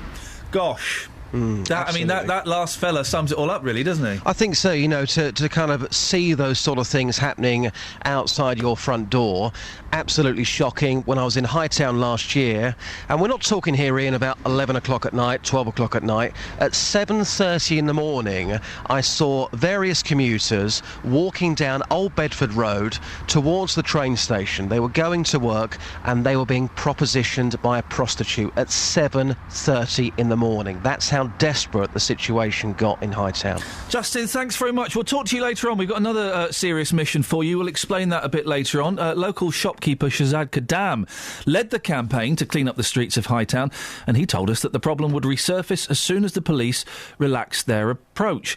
Well, Shazad went out off his own bat and spoke to one of the sex workers. I tell you what the police are doing. They're making it hard for us, to the point that I got attacked a couple of weeks ago because they're trying to shut down the beat so much. They've got this thing called Operation Turtle, which I found amusing because turtle means a slow process. But you see, with the police out here, most girls are jumping in and out of cars and not thinking, because they need to just quickly jump in the car before the police comes. So it's dangerous for us, but I understand, because girls, they just throw condoms on the floor. Well, Shazad joins us on the line now. Morning, Shazad. Good morning, Iain. You spoke to that young lady there who's working as a prostitute. Do you have any sympathy for these girls and these women? To be honest with you, the ones which deserve sympathy, I will, you will, give them sympathy. But the ones which don't, I haven't got any sympathy. How do you differentiate between the two? Well, this young lady, mentioned the fact that she understands, where girls throw condoms and they go outside people's properties, whereas she doesn't. So, someone who can respect someone else's belongings, someone else's home, and, respects that, they could be, hurting someone. So those that don't do it outside someone's front window or leave condoms on the doorstep, you could have empathy for, but the others you're not so keen on. I would imagine, and I don't know this, I would imagine that a significant number, if not all of the prostitutes working in Hightown, would rather be somewhere else doing something else. They must be driven there out of desperation. I don't know, you could be right there, but at the same time, this young lady, 14 years she's been doing it. She's saying that, she's on benefits. So, I don't know what the council or what the partners have actually done to make her, do something else. Or she chooses to do that because it's easier for her. She'll have to work one night a week. How many people would prefer to work, 1 day a week out of 7 days, tax-free? Well, yeah, but what she has to do to avoid tax, Shazad, I don't know how many women would be particularly keen to do that. And also, really, these aren't high-class escorts charging £250 an hour. These are girls who are, I believe the phrase, turning very cheap tricks. I wouldn't know anything about that, Iain. I wouldn't know anything about the £250. But, They're not going to be making a lot of money going with fellas in Hightown, are they? Really? Well, I don't know how much they charge or what they charge, but the thing is, from the conversation with some of the girls, they've said in the past that they're quite happy for just working 1 night a week or 2 nights a week, and and that's it. But the point is that why are they being allowed to do this on a resident's doorstep? Why Hightown? We've got a statement from the council. Let me read it to you, Shazad. We all know this is a complex issue requiring committed partnership working over a period of time. However, the council is committed to providing effective and practical measures alongside the police enforcement activity. Your reaction? Well, I think that they've added another partner into that partnership. I think this young lady summed it up perfectly, that it's a slow process. A slow process. It's taken 1.5 years already, and it's back to the same stage where it was. We don't want it. The residents don't want it. Not even. Do I remember when we had the councils and the police? Do I remember correctly that they said it would take about 3 years? Well, so they're halfway through it. Do you think they're making progress? No, I don't think so. I think they're just making it worse because this prostitute says that she comes from Marsh Farm, comes into Hightown because it's a known area. She's worked from Crawley Road, Brook Street, and she's got moved up to Old Bedford Road because the cameras, because they're safer. It was designed. Hightown was designed for the prostitutes. The councillors are quite happy for this young lady and her colleagues to stay in the area. They've got ad action. They've got a organisation which one of our councillors works for. She'll be out of a job.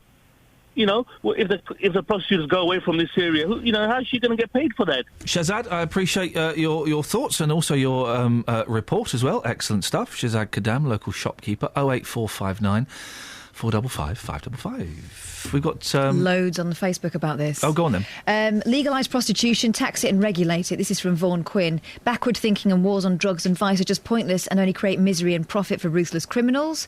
Plenty of people disagree with that. Sorry, who's the criminal here? The police are doing a job as you are a criminal if you use prostitutes. That's from Lee Wilkinson. And another one. Who needs these filthy prostitutes? Get a proper job. That's from Nyeka Addicted. Gosh. OK, on that thought, we'll get the travel.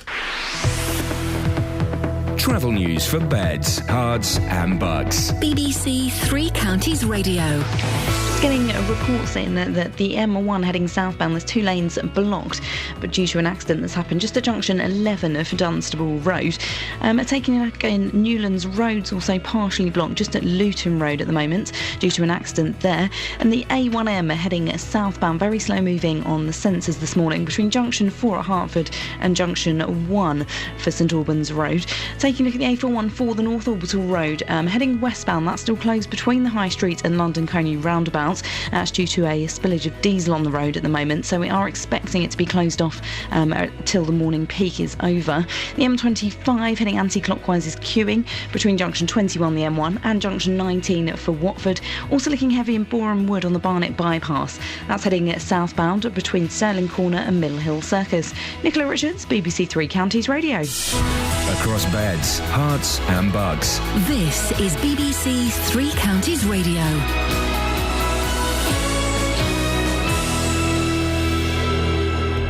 It's 7:30. I'm Simon Oxley. Victim Support says it hopes the Dave Lee Travis verdict will encourage more victims to come forward. The former Radio 1 and BBC Three Counties presenter from Buckinghamshire will be sentenced on Friday after being found guilty of one charge of indecent assault. The BBC understands that Parliament is expected to be recalled on Friday to discuss possible British airstrikes against Islamic State. There's been no official confirmation, but an announcement could come as early as this afternoon. And the microlight pilot who was killed in yesterday morning's crash in Bedfordshire has been named as a 46-year-old man from Lincolnshire. Stephen Spavin's microlight was involved in a mid-air collision with a light aircraft over the village of Little Barford. Three Counties Sports. BBC Three Counties Radio. Milton Keynes Dons are through to the fourth round of the Capital One Cup after a 2-0 win over Bradford at Stadium MK last night. Benik Afobe scored both goals after 5 and 86 minutes to take his season's tally to 9. Dons assistant manager Richie Barker was delighted with the Arsenal loanee. He scored many different goals. He scored a lot of one-on-ones because of his pace, and we know he can do that. But I thought that the way he took the first goal was excellent. You know, and to be fair to him and Will, who have obviously rotated, they've been fantastic. And tonight was Benik's night, and I thought he was excellent. Liverpool are also through after winning the longest penalty shootout in League Cup history. Liverpool drew 2-2 at home to Middlesbrough after extra time and then won 14-13 on penalties. Arsenal, meanwhile, lost 2-1 at home to Southampton. Here's manager Arsene Wenger. We had a good start. We gave a lot. We wanted really... I cannot fault the combative aspect of our team, but we gave two stupid goals away. It is frustrating because it is an opportunity to win a trophy, and there's an educational purpose for us as well, to give some young players an experience of a top level, and it's a shame we cannot continue that. Tonight's third-round matches include Chelsea versus Bolton, Manchester City at home to Sheffield Wednesday, and Tottenham against Nottingham Forest. And after tonight's matches, it's the fourth-round draw.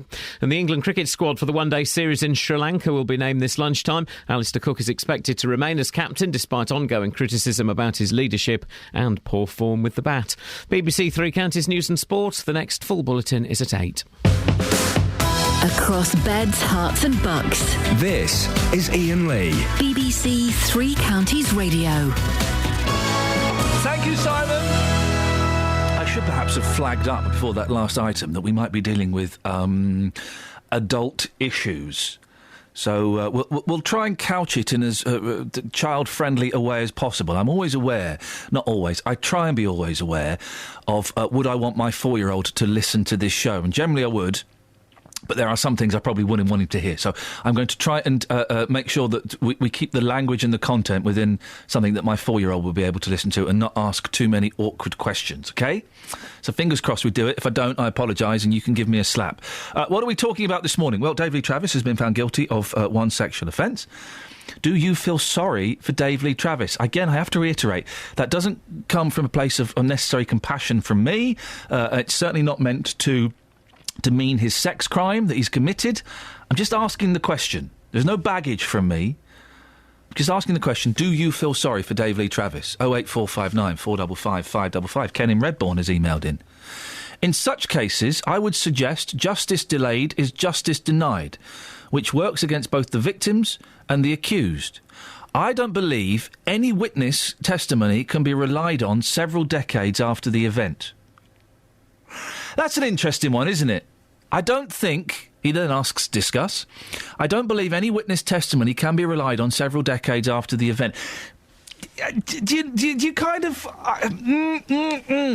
When we tell stories of things that have happened to us a long time ago, and I'm not in any way suggesting this is what happened again. God, it sounds like I'm a Dave Lee Travis denier. I'm not. But we exaggerate sometimes. We make stories bigger than they were, and we kind of can. If things happened 20, 30 years ago, we can forget details. You're pulling a frowning face there, Catherine. Although there are certain things that can happen in someone's lifetime that it might take years for you to be able to speak about to anyone. Because coping mechanisms are weird things. Oh, completely. Yes, of course, it can take decades for you to be in a position of strength and confidence where you can come out and say something. So does that mean we say to people, "Oh, sorry, I know you're only able to speak about it now, but it's too late"? Yeah, or you keep saying it, but no one believes you until another series of events are put into place. Or something happens and you start to question the decision you made to keep quiet. Yeah. 08459 455 555. Adele's in Bushy. Good morning, Adele. Oh, hi, Iain. Good morning. I called you the wrong name. No, it don't matter. I've been called worse. What would you like to say? Yeah, well, what you just said, it happened to me. I mean, many years ago in the 1970s, I was almost raped. It was a Christmas party. I went in Adele, I'm really sorry to interrupt at this delicate moment of the story, and I appreciate you calling in. Just to get the maximum from it, I think your radio's on in the background. Oh, no, I've shut the door. Is that all right? Okay, right, sorry to interrupt. So carry on. Okay, is that better? Yeah, we'll all get a bit confused because there's a slight delay, but go on. Sorry. Okay, yeah, there was an office party, Christmas party. I went in to get my coat, from all the noise. There was all the noise, and this man followed me in, and I'll never forget it. I would never forget it. He was on top of me. I could not get him off. He was so strong. Luckily, another girl came in afterwards to get her coat, and he jumped up, and I ran out. The next day I came in, I spoke to my manager. I told him what happened, and he was completely sympathetic, and he said, oh, yes, it happened to her afterwards, but she was quite big, and she apparently pushed him off, and she got him off. I was only 4'10". I was tiny. Still am. Anyway, but we did nothing. I did nothing. I did not tell the director. I didn't go to the management. I thought I would get in trouble. It just wasn't done in those days. And I so regret it now, so regret it. And all this with Dave Lee Travis, Jimmy Savile, it's just bringing it all back. And I really, would love to get the man now. Unfortunately, I don't even remember his surname, actually. No, that's my story. People just didn't go and say anything because we thought we'd be the troublemakers. I can hear you sounding very anxious and breathless as you're I don't know if it's just because you're nervous being on the radio or if it's the recollection of the story. But I don't know, a bit of both probably. Well, possibly. Can I ask, Adele, how old were you at the time when this happened? I would have been about 19. OK, so still a young girl, really? Yeah. And this guy, I'm assuming, was older than you? Oh, yeah. He would have been, I think, in his about mid-30s. And you knew him? Did you work with him? He was in a different department, but we knew him. And I saw him after that. I would never talk to him. I never spoke to him or anything. But he would breathe in, breathe by, hi, wave, as if nothing had happened. And I mean, you just didn't do anything in those days. It was like, I don't know if it was a bully society. I don't know. But my fiancé at the time, boyfriend, he wanted to come up, and I wouldn't even tell him his name because I thought... You wanted to clobber him? Well, I don't know what he wanted to do. But, yeah. Because again, I thought, no, I'll get the sack, I'll get in trouble, you can't do anything, you can't. But you're saying, I'm almost about to play that game where we kind of have different levels of sexual offence, and I don't know if that's fair, but you were almost raped. Well, he had, yeah. I mean, if he hadn't been interrupted, it could have gone that far. Yeah, I really thought it was. He had me pinned on the floor. I remember he had my arms over my head, and he pinned me with one hand. He was that strong, and he was using the other hand. You can imagine what he was using that for. It was terrifying. I was terrified, and I knew all my friends were outside the door, and I was screaming and yelling, and no one could hear because all the disco music was going. It was just awful. He was drunk. I will say he was very drunk. Not an excuse, though, is it? No. Not. I'm certainly not making an excuse. And you told you told your boss, your immediate boss. Was that a bloke? Yeah. And what was his reaction? He said, "Oh yes, it happened to." Well, I won't mention that. No. Well, I don't know her surname anyway. Yeah. It happened to blah blah. She came in because I said she'd come in. Yes, he attacked her, but apparently I think she punched him. And right. And your boss didn't say, do you want to take this any further? Do you want to go to the police? Do you want to go to the CEO? There was none of that. It was just, it was a bit of office gossip. No, I probably said, I can't actually remember that. I remember him saying that to me, Yeah. but I can't remember the details after that. But I knew that I couldn't report it. Why? Because I thought I'd get the sack. I thought I'd be seen as a troublemaker. I didn't think they'd believe me, even though I didn't know if the other girl, she was in another department. I never spoke to her about it either. And this was in the 70s? Yeah. Do you think, or do you know, or do you have things changed significantly since then for women in a similar position? Oh, I would hope so. Well, first of all, I hope that would never happen to another girl. I hope, that was just... I cope with it well, actually, I have to say. It's not affected me, I don't think. Except it's made me very, very angry now. Well, I was about to say, you say it's not affected you, but you just said that with the whole Jimmy Savile and the David Lee Travis, that it's kind of... Yeah. What is it? It stirred it up. Yeah, what is it you're feeling when you read about David Lee Travis? Oh, well, I just think... Definitely. Without doubt, as soon as I heard it, I thought, oh, yeah, no, you shouldn't think that. No. I wasn't in the jury or anything, but you know. Do you feel angry, resentful, upset? What, as you're reading this story in the papers now and it's stirring up what happened to you 35 years ago? I just said to my husband, someone said, do you have sympathy for him? And no, I haven't got sympathy for him because he knew what he did and he should have put his hands up when he was arrested. And he chose to fight it all.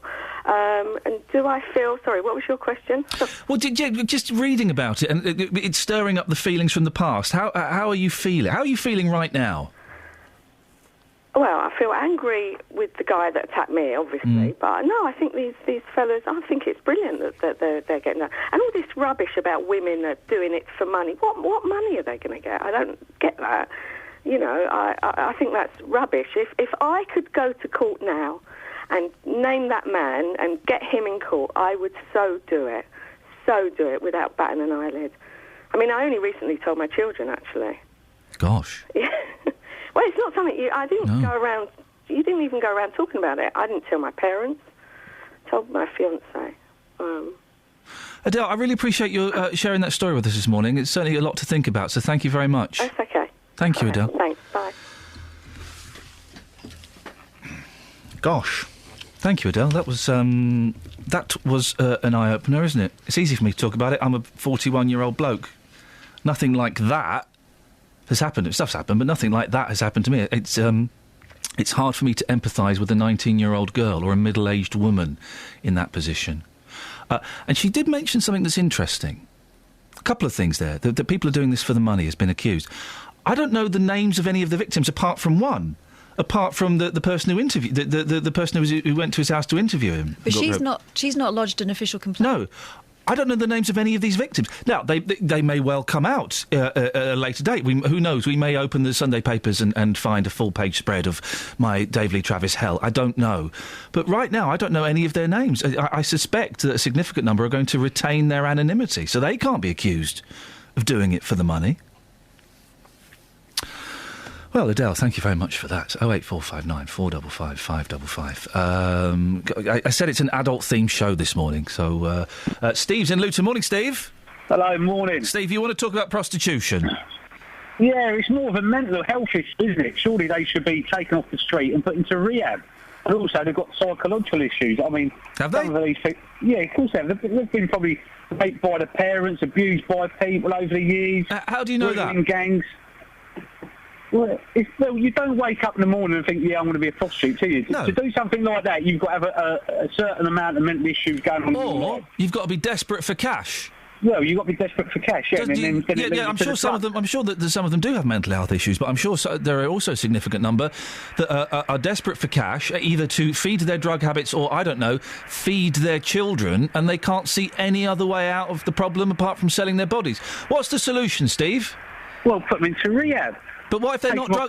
What if they're not drug addicts? What if they don't want? I should imagine the majority are. But you try to walk down the street at 12 o'clock at night and you try selling your body. You're not going to be in the right frame of mind. You've got to be on something. No, you don't necessarily. Let's be realistic, Steve. I don't need to know, do I? It's reality. Well, Steve, you don't know for a fact that they're all drug addicts, and also, if they are drug addicts, maybe they. I never said they was all drug addicts, but they've obviously got mental issues as well. We don't know what's happened in their past, do do we? Instead of talking about it, take them off the street, put them in a hospital, and the police and the council take them 3 years to do this. They're slow. Okay, Just and put so them in, they're just put them in hospital. They're put in a hospital. How do they feed their children that they're selling their bodies to feed in the the first government place? should sort that out then as well. Surely they should get the support of the government to fund them, to help them, to rehabilitate them, to go and get a job.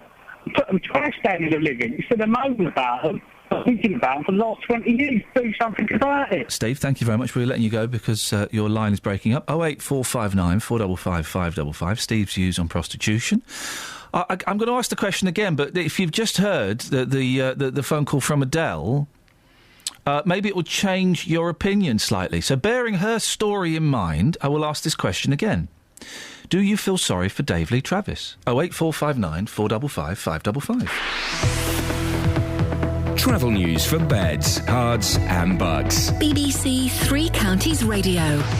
Starting off this morning on the M1 heading southbound, the main carriageway at the moment is closed because of an accident that's happened just at junction 11 for Dunstable Road.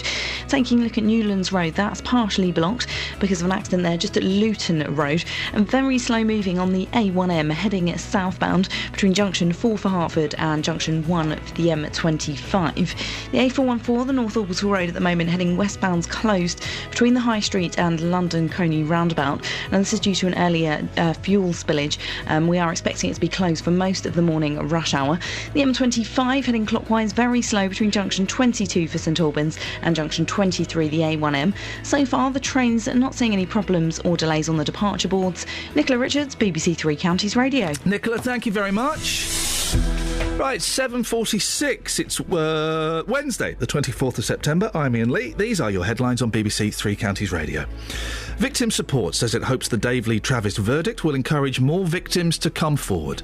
The former Radio 1 and BBC Three Counties presenter from Buckinghamshire will be sentenced on Friday after being found guilty of one charge of indecent assault. The microlight pilot who was killed in yesterday morning's crash in Bedfordshire has been named as 46-year-old Stephen Spavins from Lincolnshire. And Milton Keynes Dons are through to the fourth round of the League Cup after a 2-0 win over Bradford at Stadium MK. Coming up, more of your phone calls on Dave Lee Travis and prostitution. No connection there. But before that, let's get the weather. Here's Kate. Beds, Herts and Bucks weather. BBC Three Counties Radio. Good morning. A rather damp and grey start to the day. We had quite a lot of rain overnight. The bulk of it has moved south and eastwards. However, behind it, I'm afraid we've got some fairly sharp showers. Also mixed in with some bright spells and some sunny spells, though. We've developed a cool northwesterly breeze today, so it's not going to feel quite as warm. But in the sunshine and a sheltered spot later on, we could be seeing temperatures up to around 18 Celsius, so still reasonable. Now, the showers will die away overnight. The sky will clear, so temperatures are going to drop right down again into single figures, around 6 Celsius in the countryside. Hanging on to a bit of a breeze, though, so that should put pay to any mist and fog patches developing. So for tomorrow morning, a bright start, quite sunny. We've got some cloud moving in, though, through the course of the day, turning things a little hazy, much breezier than it has been as well, but temperatures still warm, maximum up to 19 Celsius, and that's your forecast. You can do it right now, please. Every weekday morning, local opinions. Well, I think it's a very difficult proposition. You really cannot allow your heart to rule your head. Local stories. I wanted to call my house Hardcore Mansions. They refused that on 2 separate occasions. I wasn't leaving the house through the fear as to what I would find when I came back. Local life. I bought a car within 3 months. It's rusty. They said that the deposit would be forthcoming. It wasn't. The JVS Show. Weekdays from 9 on BBC Three Counties Radio. On FM, AM, online and digital radio. This is Iain Lee. On BBC Three Counties Radio. Jamie is in Luton. Morning, Jamie. Morning. What would you like to say? The prostitution. Yep, go on. Obviously, some of these ladies are obviously feeding the habit, aren't they? The drug habit that they have. Some of them are, yes. Obviously, some of them ain't. But there is certain places around Luton, different massage parlours. Why can't they put the ladies in there? Because obviously they're still going to pay. They pay to a pimp a percentage, and they're going to pay a percentage into these places, but they're going to be cleaner, aren't they? Why are they going to be cleaner? Well, because they're not going to be doing it on the street outside people's houses. Or I don't think it's as easy, though, as you just go up to a massage parlour and say, hello, have you got any vacancies for a prostitute? I don't think it quite works like that. There's got to be a different way of doing it rather than the police just letting them do it on the street in front of certain people, etc., etc. As we've been doing this story for a while, and as it goes on, I am beginning to be able to see both sides of the story a little bit better. I managed to take a step back. When we first came to us, I was pretty much on the side of the residents and think it was disgusting. Now I'm taking a little step back. I got empathy and sympathy for both sides. There are no winners in this story on either side. No, there isn't. And I don't know what the answer is. I think your suggestion is an interesting one. I don't think it would work because I would imagine a lot of the girls who are working as escorts in massage parlours, I would imagine the bosses of some of those places aren't particularly nice. And there is perhaps an element of fear in those places. And also, if you're desperate for cash to feed your kids or feed your drug habit, why are you going to want to pay someone else 25% of that money? Well, they still pay their pimp a certain percentage of that because a lot of them girls that are out there is somebody that actually does look over them. Do we know that about the girls in Hightown? I wonder how many of those are working for a pimp. Probably run by the same sort of people that run the other places. I would have thought. How do you know that? What's your evidence? I haven't got no evidence. Exactly. It's sort of like I'm just speaking hypothetically, really. Yeah, I know. Both of us are kind of making up bits and pieces here, Jamie. Yeah. And I don't know who's right or who's wrong. I've got no idea. In the story I make up, these women, the majority of them, are doing it independently. I don't know. It's an interesting suggestion, Jamie. Thank you very much indeed. I think the fact that woman that was spoken to by Shazad was standing underneath a camera for protection. Yeah, that doesn't really sound like someone who's been looked after. I make up that a lot of them are doing it independently. Tony on the text says selling your body is the right thing to do. There are many people out there who cannot get a partner. There are people who have a disability that need these sales. Lay off the working girls, give them a clean, safe place to work and let them have health and safety and also pay tax. That's according to Tony on the text. And Liam in Bletchley makes an interesting point. He says, I understand that Britain is one of the very few countries in Europe where prostitution is illegal, and it's also the country with proportionately the highest level of sex crime. This, if true, is interesting, although I'm not necessarily suggesting any connection. Where is prostitution legal? Is it legal on the continent? And obviously Amsterdam is legal. Yeah, I think it is. Is it?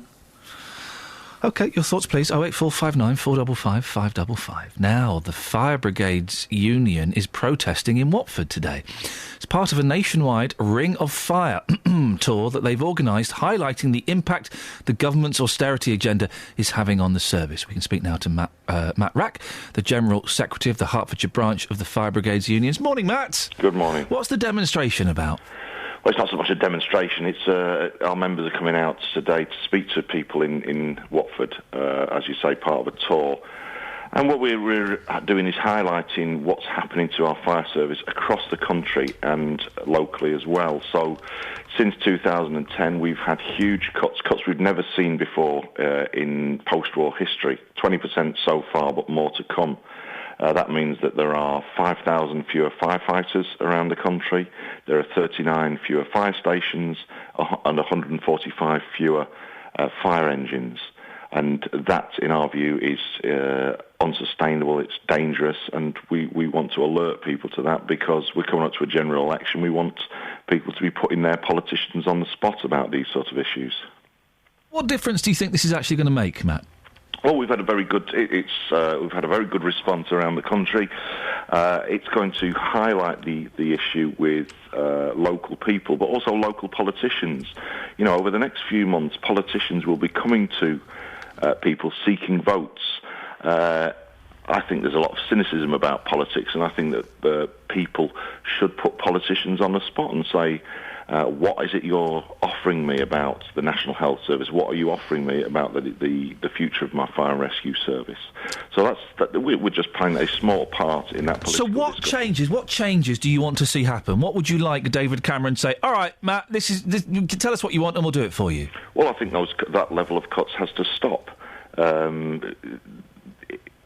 David Cameron's very quick to come and praise firefighters, for example, over last winter's floods, where you had firefighters camped out for days on end, not in their own county, but sent down to the southwest, for example, for days on end.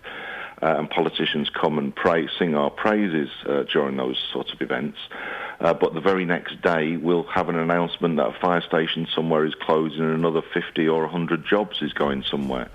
So you can't run a service like that, cutting it to bits, and it will, in the longer term certainly, undermine the ability to deal with those major sorts of incidents. So if you take, the home counties, each fire service is dealing with its own risks, its own day-to-day fires, road traffic accidents and so on, but periodically we have major events which requires calling on the services of firefighters from across the country. Buncefield, for example, being one, or the London terrorist events in 2007. Are lives being put at risk, Matt, with these cuts? Well, there is no doubt that the effect of this is that over time it means that when people dial 999, it is taking longer for firefighters and fire engines to get to those incidents. So we've published a report just within the past couple of weeks called Sounding the Alarm, the Future of Our Fire and Rescue Service. And on response times, that's how quickly we get to fires and other emergencies, over 20 years, it's taking on average 2 minutes longer. That's pretty horrific if you think about what people want when they have to dial 999. Hopefully it will never happen to people, but it does, and it happens every day. And to be able to do firefighters' job properly, safely, effectively, and efficiently, you need the right number of firefighters to get to an incident as quickly as possible. You're going to be... The Fire Brigades Union is in Watford today. Do you know exactly where, if people want to come along? Just look for a load of firemen. Yes, it's in one of the Market Square. I'll be there, and I need to check that myself, actually. Well, make sure you get to the right place, Matt. Get to the right Listen, place. Thank you very much for your time. Matt Rack, General Secretary of the Hertfordshire branch of the Fire Brigades Unions. If you want to go have a little look, they'll be in Watford today if you want to have a chat with them. On the subject of prostitutes, it's Craig. Morning, Craig. Morning, Ian. What would you like to say? I happen to know one of these so-called street workers, but she's not a street worker. Okay. She's a totally independent woman who this fell upon her under circumstances that was outside of her control. She's a middle-aged woman who had a full-time job for 20 years working for government. She got made redundant, and she's got bills to feed, etc., etc. She doesn't do this full-time. She has full control over it, and she's happy with it. How much money does she make? Well, it's not something I really talk about, but I figure that she can make about £100 an hour. See, that's not bad, is it? That's almost as much as me. Well, it's more than... Well, actually, it's just almost same as me. I suppose someone in her position is different from... if she's doing it part-time, she's enjoying it, she's doing it in her own place, and she's not doing it because she is being bullied, threatened or beaten, then that's one thing. I suppose it is different to those women who have to walk up and down the streets in Hightown and, they're doing it either to feed their drug habits or feed their children. Yeah, I agree with that, but what I'm trying to say is that there is a general perception that all prostitution is feeding drug habits, I've got mental health problems, etc., etc. It's not purely that. There are independent women who are in full control of what it is that they choose to do, and either they enjoy it or they do it because they've got bills to pay, but it's their choice to do it. Would you pay for sex, Craig? I don't have to, I'm married.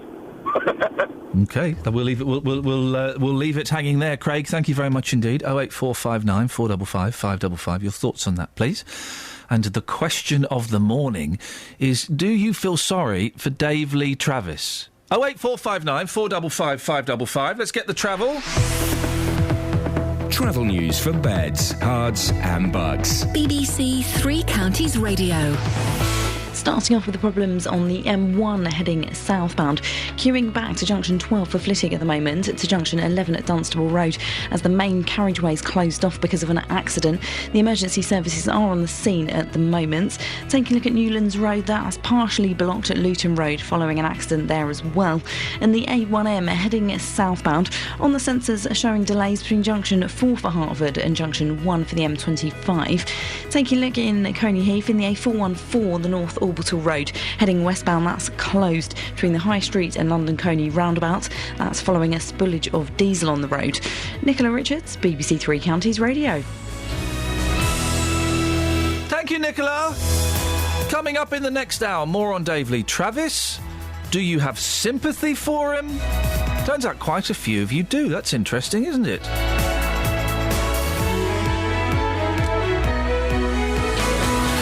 local and vocal across beds, hearts and bucks. This is BBC Three Counties Radio.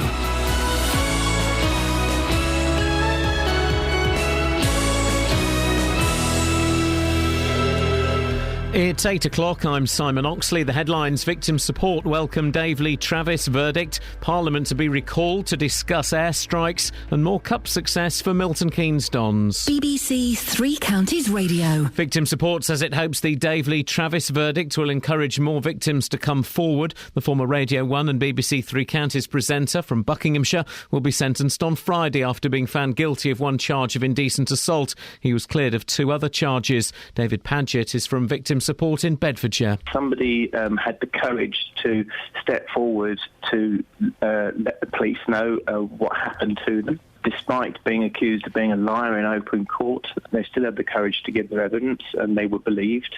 And the fact that they were believed, they were offended against, is one of the most important things to victims.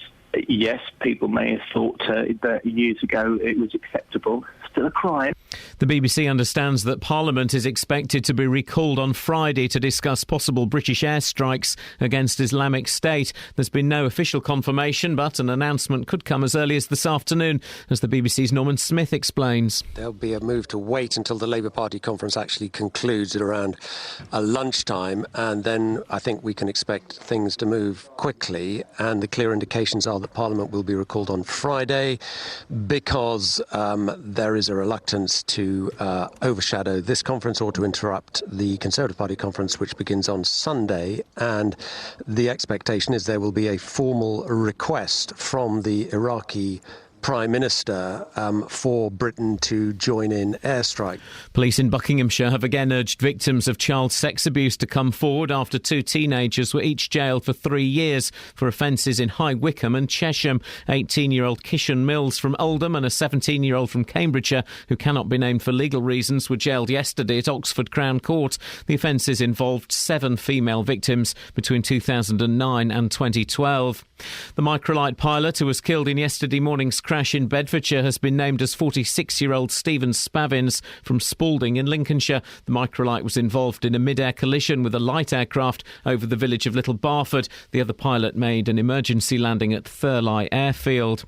There are delays on the M1 in Bedfordshire this morning following a crash involving a car and a van on the southbound carriageway at junction 11 for Luton and Dunstable. The main carriageway is closed with traffic diverted off and on again at junction 11.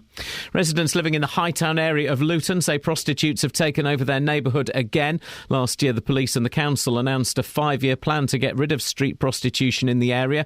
There will be a further meeting for residents tomorrow. In sport, Milton Keynes Dons are through to the 4th round of the Capital One Cup after victory over Bradford at Stadium MK. Towards Afobe, great turn Afobe, then a strike, what a goal, Benik Afobe! Dele Alli in the centre circle, plays it through for Afobe, it's a beautiful ball, Afobe to make it 2, great finish, game over, MK Dons 2, Bradford 0. And the draw for the 4th round takes place tonight. The weather, a cloudy start with rain in some areas, brightening up with sunny spells later, a maximum temperature 18 degrees Celsius, and you can get the latest news and sport online at bbc.co.uk/3 counties. St Albans. Tell me about it, people.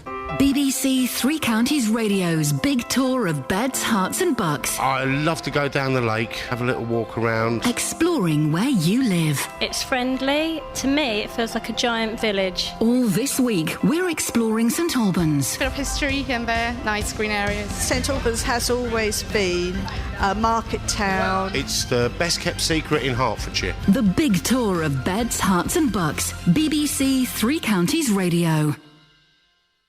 You can do it right now, please.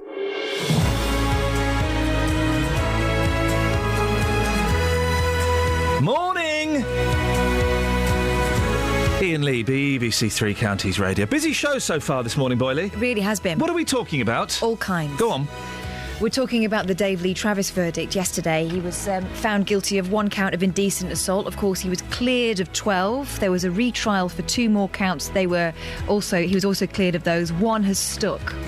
So we're asking this morning whether you have any sympathy for Dave Lee Travis, which sounds like an odd question, but there are plenty of people out there, it would seem, who do. Yeah, I've not tweeted it because I know it will be misunderstood and I will be attacked on Twitter, but it comes with no baggage from me or nothing. I'm just asking the question. OK, if you're wondering why we're asking this question, this tweet might answer it, OK? Not tweet, it's a text. Andrew in High Wycombe. In any court case, celebrity or not, if someone sees the possibility of making some money, they may be tempted to embellish or even fabricate a story. It's a sad fact there are people who will do that without any thought for the consequences and the damage they may do in case they're caught out. For a celebrity, it's a no-win situation because their reputation is ruined even if they're not guilty. I feel sorry for DLT in this respect, and that verdicts on celebrities could be being judged in the wake of the Jimmy Savile case. However, he's been found guilty and I wonder if he will appeal. Andrew thinks there should be 3 verdicts, Ian. Guilty, not guilty, and innocent. He says that would make results less ambiguous. Oh. So not guilty would be that it was not proven. Oh, that's interesting, isn't it? Let me think about that for a second. Hang on. Across beds, hearts and bucks. This is BBC Three Counties That's Radio. A third potential verdict. That's interesting. It wouldn't work, but I don't... My knee-jerk reaction is it wouldn't work, but I don't quite know why it wouldn't work. Because if you're saying, if you got guilty, not guilty and innocent, then not guilty would imply guilt. That's why it wouldn't work. There we go. The not proven idea. Yeah, so you couldn't do that. You couldn't have that hanging over somebody. OK, 08459 455 555. Why are we talking about it? Well, Dave Lee Travis has been found guilty of one sexual offence, and the charity Victim Support hopes the verdict will encourage more victims who've been abused by famous people to come forward. Yesterday, the former BBC Three Counties radio presenter was found guilty of indecently assaulting a researcher on the Mrs Merton show in 1995. The 69-year-old, who was charged under his real name, David Griffin, faced 2 trials this year involving a series of allegations of indecent assault and sexual assault, all of which he denied. Well, this morning we've been asking, do you feel sorry for Dave Lee Travis? May seem an inappropriate, insensitive question, but 1 or 2 of you have said, yeah, actually, we do. Justin has been taking this to the streets. Morning, Justin. Hello, Ian. I feel uncomfortable asking this question, but I think it's a valid one because some people do have sympathy for him. I think so. I think the difference of opinion out there is absolutely fascinating. Some audio coming up here. I have been asking that question this morning, if people feel sorry for Dave Lee Travis. Here's what happened. No, not in the slightest. Abused the position of responsibility that he was in. He was a DJ, idol to millions. Yes, I would listen to him when he was a DJ. Noel Edmonds, everything else. Yes, I've got no sympathy for him now. He abused the position he was in. He deserves everything he gets. Same as old Rolf Harris. How upsetting is it for you? Because, of course, these people you mentioned there, listening to Dave Lee Travis, you're watching Rolf Harris on TV. I'm sure that you thoroughly enjoyed their programmes. Hearing these horrendous stories, how does that make you feel now, looking back on your youth? Cheated. Yeah, you trusted these people. They were icons. You know, you wanted to emulate them. Yes? Don't want to emulate Rolf Harris anymore. Dave Lee Travis, no chances. Yeah, you wanted to achieve. They'd achieved. You wanted to achieve. Similarly, but again, they abused where they were. Yeah, and I think that they deserve everything they get, honestly. So you've got memories of listening to DLT's radio show on Radio 1, his TV programmes as well. Do you feel sorry for him? Yeah, I do feel sorry for him, yeah. Because I don't believe it. It was just the thing in the day where people used to put their arms around youngsters or whatever to reassure them, and it's backfired on it just because of other people, complaining about being touched up or whatever. Do you think he's done absolutely nothing wrong, despite the evidence you've heard, despite the guilty verdict? Do you think he's done nothing wrong? Seriously? I seriously do, yeah. I can't see it. Is that just because, though, you were such a big fan of his work and you're blinded by the facts? It could be, but my point of view is I can't see how he done anything wrong. I mean, when you see him on Top of the Pops or see him live on Top of the Pops, put his arms around people, but you couldn't see anything in his eyes or anything that would make you think otherwise. So touching somebody's breast you think is perfectly acceptable? If he done it. Is that a proof? It's gone through a court of law and he's been found guilty. That's British court of law. I don't trust British court of law. Angela, there's the front page of The Sun. The headline is Hairy Cornflake Faces Porridge. Have you got any sympathy for Dave Lee Travis? Do you feel sorry for him? No, I don't. No, not if he's found guilty, no. Because he's committed an offence and people who commit offences and are found guilty should be trialled and put away, so it doesn't happen to anybody else. Gosh. Absolutely. Gosh, well, if the fella doesn't believe British legal system, then, good luck to him, really. I just find that absolutely incredible. Here is a man we're talking about this morning, who, of course, used to work on 3 counties as well. He's been found guilty, and there are some people out there that have sympathy for him because they think he's done nothing wrong.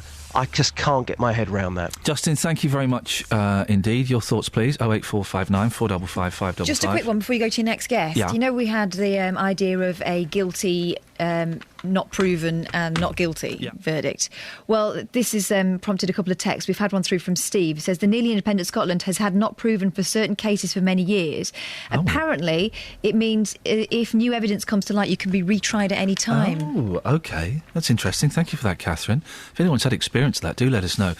Joining me now is Carmen Melly, a criminal barrister who specialises in sexual offences. Good morning, Carmen. What's your reaction to this case? Good morning. Well, I wouldn't say that I've woken up with overwhelming feelings of sympathy to Dave Lee Travis, but these cases are very difficult when you're going back so many years. What we have to do, I believe, unlike the last bit of audio you played, is to trust the British justice system. I don't think there's a better system than jury trials, and clearly they've paid real attention to the evidence. They found him not guilty on some, guilty on another, and we have to trust that the evidence was there to support where they found him guilty and believe in the system. Does it make a difference, or should we read anything into the fact that it was 10-2, the jury? It wasn't overwhelming, was it? No, it wasn't, but I do find, in my experience of trials, that sexual offences often split opinion. There are people who think that, whilst you shouldn't go round groping women you don't know in corridors, it isn't a matter for courts. There are some people who still have that attitude, and they were going to find, if that was their view, David Lee Travis not guilty, even if they found the evidence there, because they just don't agree with going back in time for these sort of less serious sexual offences. So majority verdicts, 10-2 or 11-1, is quite normal in sexual offences, and particularly when we're going back in time. It's odd, isn't it? Because if I've got this right, and I haven't got it in front of me, the main thing that he was found guilty for was basically jiggling a woman's breasts, I think. And there will be some people, even in 2014, who think, oh, for goodness sakes, really? Yes, there will be, and we come across them regularly. But I'm not saying that jiggling a woman's breasts of somebody you know is acceptable. But this wasn't an office party where there'd been banter between these two people for years and years, and there'd been a mild bit of flirtation. This was a woman he didn't know, who was in a position lower than him, who would have found it difficult to say no at the time. Who was just a researcher starting out on their career, and he's who he is, walks down the corridor and thinks, as of right, he can just walk up to a young woman and touch them intimately. So although some people have those attitudes, I don't share them.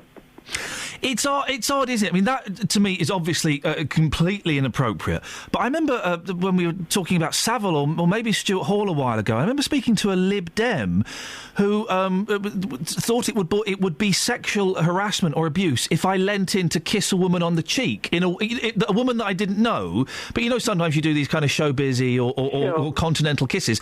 He thought that was sexual abuse. So there are areas, aren't there, where it gets a little bit cloudy. It does get difficult. One person's opinion is different to someone else's. Absolutely. I mean, the law, for this to be an offence, certainly under the old law it would have been indecency, under the new law it would be sexual. It has to be a sexual act. The jury have to find that it was sexual in content. So, putting your arm around someone in a non-sexual way, going to kiss someone in a non-sexual way, they wouldn't fulfil the criteria of these offences. So, people should feel okay about greeting people with a kiss on the cheek or so forth. But does the current system, Karma, for victims, does it work well enough? Are they? I think they're listened to more than perhaps they were even 3, 4, 5 years ago. But is the system appropriate for people to go and report these kind of crimes? the system has improved enormously. And what we're likely to see rolled out across the country, and we've been piloting it in Leeds, is this scheme where certain victims can actually give their evidence and be cross-examined in advance of the trial. So, we are trying to support victims through the process, through having specialised officers and Crown Prosecution Service lawyers and barristers. I think things have improved dramatically. I wouldn't say it's perfect. We're dealing with a system that's very underfunded. Final question, Carmen. We had an email from Ken. The last line is, I don't believe any witness testimony can be relied on several decades after the event. Your thoughts on that? If something's happened to you, you know that it's happened. And day in, day out, we hear harrowing tales from adults who were wickedly abused by their families, frequently, on an almost nightly basis. Those people know exactly what happened to them. I don't want to see a law where we cannot bring offences, particularly the serious ones, after years. These people must be brought to justice at whatever stage they're in. Karma, I appreciate your thoughts on this. Thank you. It's an interesting one, isn't it? Karma Melly there, criminal barrister who specialises in sexual offences. The question I'm putting to you, dear listener, is do you feel sorry for Dave Lee Travis? 08459 455 555. Travel news for beds, cards and bugs. BBC Three Counties Radio. Starting off on the M1 heading southbound, the main carriageway at the moment is closed due to an accident just at junction 11 for Dunstable Road. We are seeing congestion back to junction 13 at Bedford at the moment. Taking a look at the A1M, that's very slow on the sensors heading southbound between junction 4 for Hertford and junction 1 for the M25. The A414, the North Orbital Road, heading westbound, still closed at the moment between the High Street and the London Coney roundabouts. Now that's following a spillage of diesel on the road there. We are expecting it to remain closed for the rest of the rush hour this morning. Anti-clockwise in the M25, very slow on the sensors just between junction 19 at Watford and junction 16 for the M40. Nicola Richards, BBC Three Counties Radio. Thank you, Nicola. 8:16. It is Wednesday the 24th of September. I'm Iain Lee. These are your headlines on BBC Three Counties Radio. Victim Support says it hopes the Dave Lee Travis verdict will encourage more victims to come forward. The former Radio 1 and BBC Three Counties presenter from Buckinghamshire will be sentenced on Friday after being found guilty of one charge of indecent assault. The BBC understands Parliament is expected to be recalled on Friday to discuss whether Britain should join airstrikes in Iraq and Syria against Islamic State. And Milton Keynes Dons are through to the fourth round of the League Cup after a 2-0 win over Bradford at Stadium MK in their football game. BBC Three Counties Radio.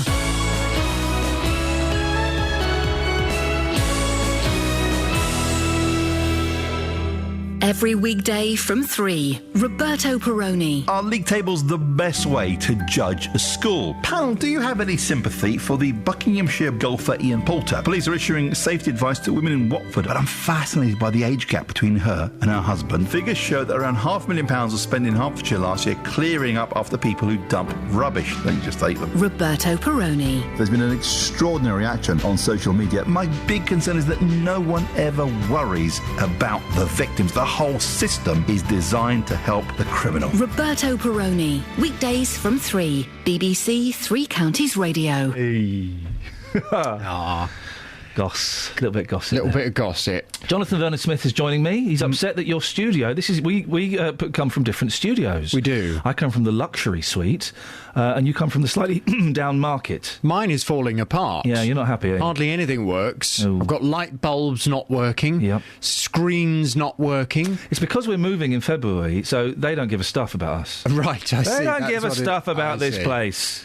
Yeah, it's a right old pickle in my studio today. Not a good start to the day, really. No. Well, this studio is mine, and I let Roberto use it in the afternoon. So, good luck. Okay, no, it's fine. I many years ago I used to come from this studio. Yeah, well, then that's showbiz. Right.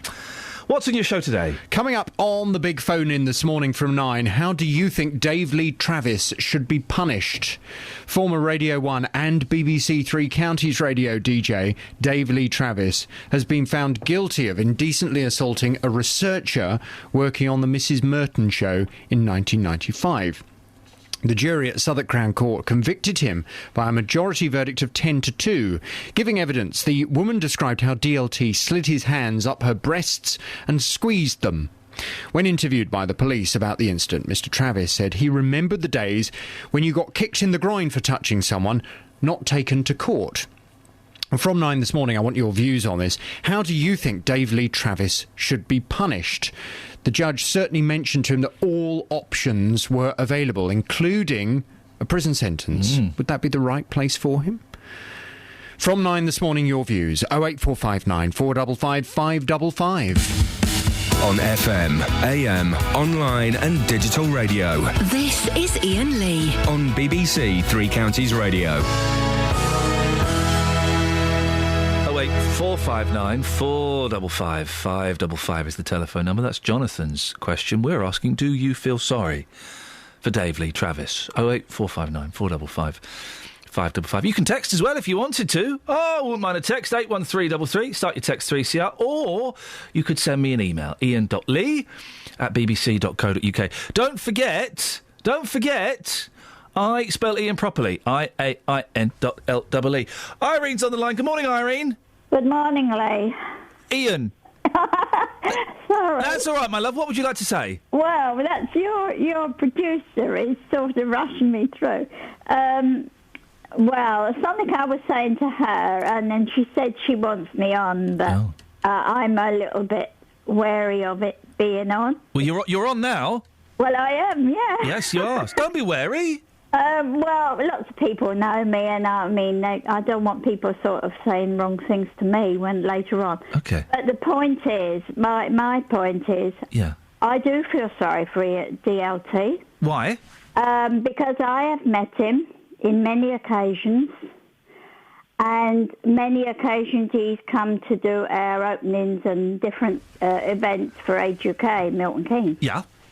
Now, when he is around, and if you want a picture with him, yeah, he will, say yes, he will do it. He will ask you if it's all right to put his arm on your shoulder. But in this instance, he didn't ask the woman if it was all right to jiggle her breasts. No, but many lads, many people will mess up and do things. But I do feel sorry for him because way before your time, there was a case from somebody from Coronation Street, not the ones that are now. Yeah. And it happened to one of them men. Right. And it ruined their life. And then it came out later on that the young girl had made an excuse. They'd made it up. Yes. Well, that's very sad if people's careers and lives are ruined because of lies, of course. Oh, that's right. But, and I have seen it. But I mean, I know. But there's no indication that this woman has made it up. That she had. It sounds like her story was believed by the jury, and they found him guilty. I've known him and met him. I mean, I went. We went to Vauxhall Park, Capital Gold dues that they have at Yarmouth. He was there. No. And people were going up and having pictures and taken with him. And first thing he says, do you mind if I take it? If he sort of gets himself in the picture. But he obviously didn't ask that to this woman who felt that she was... Do you think that if a woman does have her breast jiggled spontaneously, that she should just laugh it off? Well, no, I don't. But they're no more than what I feel now, that some of the young people go around with their tops a bit lower than they should. I'm not saying they should have them right up the neck, but I don't think you should expose yourself. You should have a bit of... So if you're showing a little bit of cleavage, it's all right to someone go and jiggle your boobs. Is that what you're saying? No, I don't. I've always had respect for myself. Yeah. I was brought up quite strict. Well, Irene, you've done very, very well. See, there's no need to be wary, was there? Well, no, but I mean, I am speaking for him because I have met him. Well, there you go. And I did have a picture taken. I mean, my phone is up the creek, that's the one. But there is a picture with him quite close to me. And will you display that picture with? Will you display that picture with pride? I would if my phone would work now. There we go. So, Irene, thank you very much. You see, you handled yourself perfectly there. 08459 455 555. Interesting that she feels sympathy, feels sorry for David Travis because he did some charity work and he was a gentleman to her. Doesn't detract that he was not a gentleman to one other woman. Gosh, what adult discussions we're having this morning. We're on to prostitution now. Morning, kids. Yeah, I know. We'll try and couch it in language that won't put parents in embarrassing positions. Residents living in the Hightown area of Luton say that prostitutes are once again blighting their lives. A joint police and council crackdown has been enforced for over a year now, helping to keep some sex workers off the streets. But locals say they've taken over the area again and abuse people as they go to work. We can speak to Bridget, as she wants to be known, who lives in Hightown. Morning, Bridget. Hello. What kind of things are you seeing? Well, personally, I see a couple of the older prostitutes around, but the people contact me and come and see me about the terrible problem that we call is more on the front line, Dudley, Elgar, North Street and Old Bedford Road. Yeah. And of course, once they come into the paths of where we live, it's a rabbit warren, so they're lost. So yes, it is. And what kind of things are going on? Well, all the same as before. Evidently, 4 new prostitutes were seen last week alone.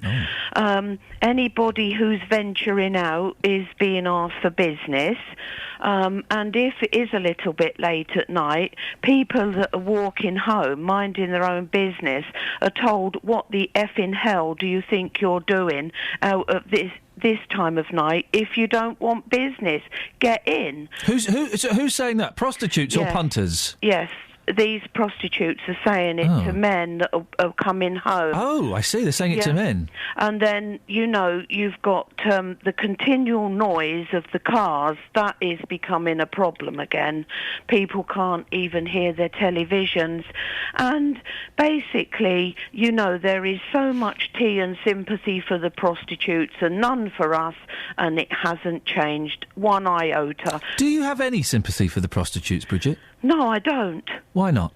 No, I don't, because, they choose that life. Most of them have not got pimps, and they choose that life. People have to live on benefits, and they're usually getting benefits as well. So why can't they live a decent life and try and manage on what they're getting? I would imagine, and I'm making this up, Bridget, but I would imagine that they have chosen that life out of desperation. They've not gone. They've not gone. Hey, do you know what? I'm going to become a prostitute and sell my body for a few quid so I can feed the kids. They've chosen it out of desperation, haven't they?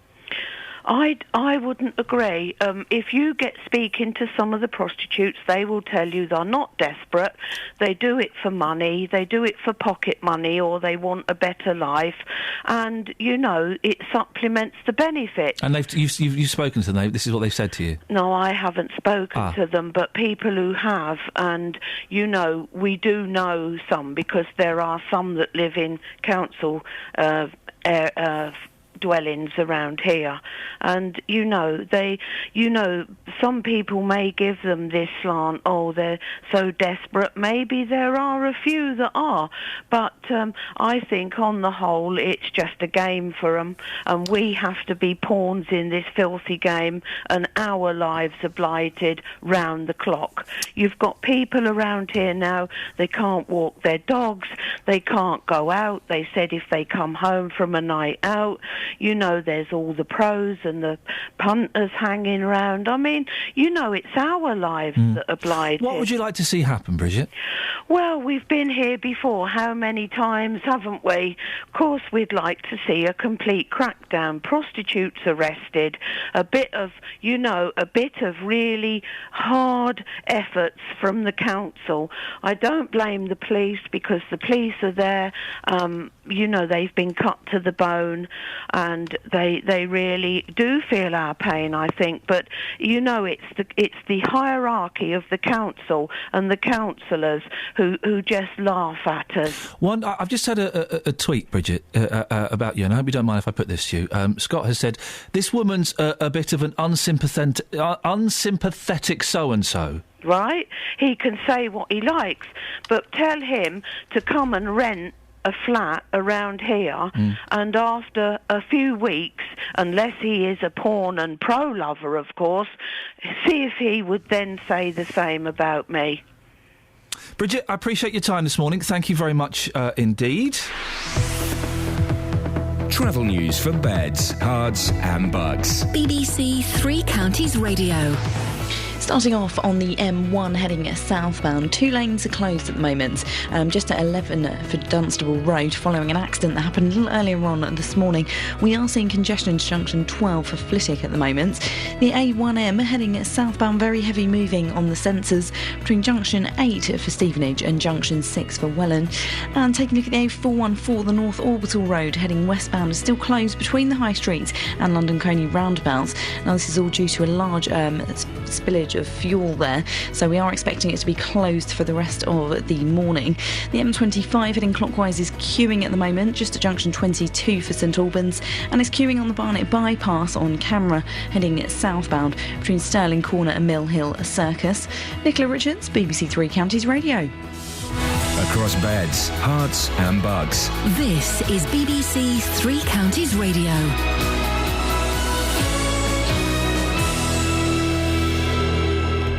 It's 8:30. I'm Simon Oxley. Victim Support says it hopes the Dave Lee Travis verdict will encourage more victims to come forward. The former Radio 1 and BBC Three Counties presenter from Buckinghamshire will be sentenced on Friday after being found guilty of one charge of indecent assault.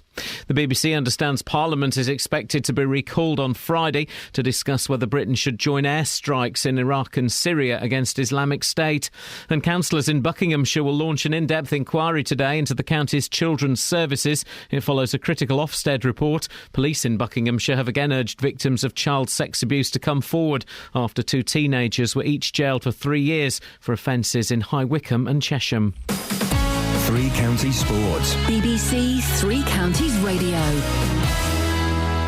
Milton Keynes Dons are through to the 4th round of the Capital One Cup after a 2-0 win over Bradford at Stadium MK last night. Benik Afobe scored both goals after 5 and 86 minutes to take his season's tally to 9. Here's Dons assistant manager Richie Barker. There's some good work being done behind the scenes in terms of keeping everybody fit, and it's helping us. And we're going to need it. We've got the Johnson's Paint coming up in 2 weeks, and then not long after that, somewhere around about that, is the FA Cup, I think. So I think to still be in all 3 competitions, admittedly we've not played in 2 of them yet, but to still be in 3 competitions at this late stage and second in the league, I think is fantastic. Liverpool are also through after winning the longest penalty shootout in League Cup history. Liverpool drew 2-2 at home to Middlesbrough after extra time and then won 14-13 on penalties. Here's manager Brendan Rodgers. I think it's congratulations to my players because they show great quality and composure in the penalties, and to the Middlesbrough players because I thought that they played well, kept going to the end, and it's a relief when you get through. We're disappointed with the goals we conceded. We're making too many mistakes at the moment, but what this team and group of players have is mentality and good character, and we need it. Elsewhere, Arsenal lost 2-1 at home to Southampton. Everton lost 3-0 at Swansea. Tonight's third-round matches include Chelsea versus Bolton, Manchester City at home to Sheffield Wednesday, and Tottenham against Nottingham Forest. After tonight's matches, it's the 4th-round draw. And the England cricket squad for the one-day series in Sri Lanka will be named this lunchtime. Alistair Cook is expected to remain as captain despite ongoing criticism about his leadership and his poor form with the bat. BBC Three Counties News and Sport. The next full bulletin is at 9. Across beds, hearts and bucks. This is Iain Lee. BBC Three Counties Radio. Hey! Rasta Paul McCartney, when do you want me to get you out of the hole? You can do it right now, please. All right. There, I hope you're better. Now, what did you want to say to me? MeetFreeMondays.com. Pledge.meetfreemondays.com. I'm pushing you back down the hole. You can do it right now, please. There we go. Little bit of fun bands with my co-host Paul McCartney. Hey Paul, I'm from making Wings. some tea. Would you like some? When would you like it? You can do it right now, please. Okay. How many sugars?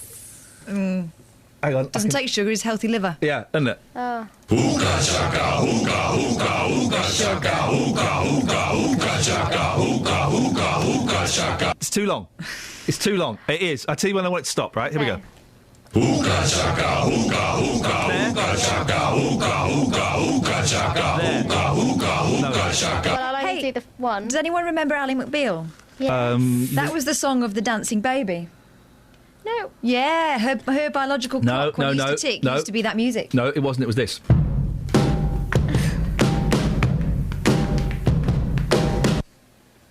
No, I'm pretty sure that was when the guy used to say, "I'm having a moment," Sorry?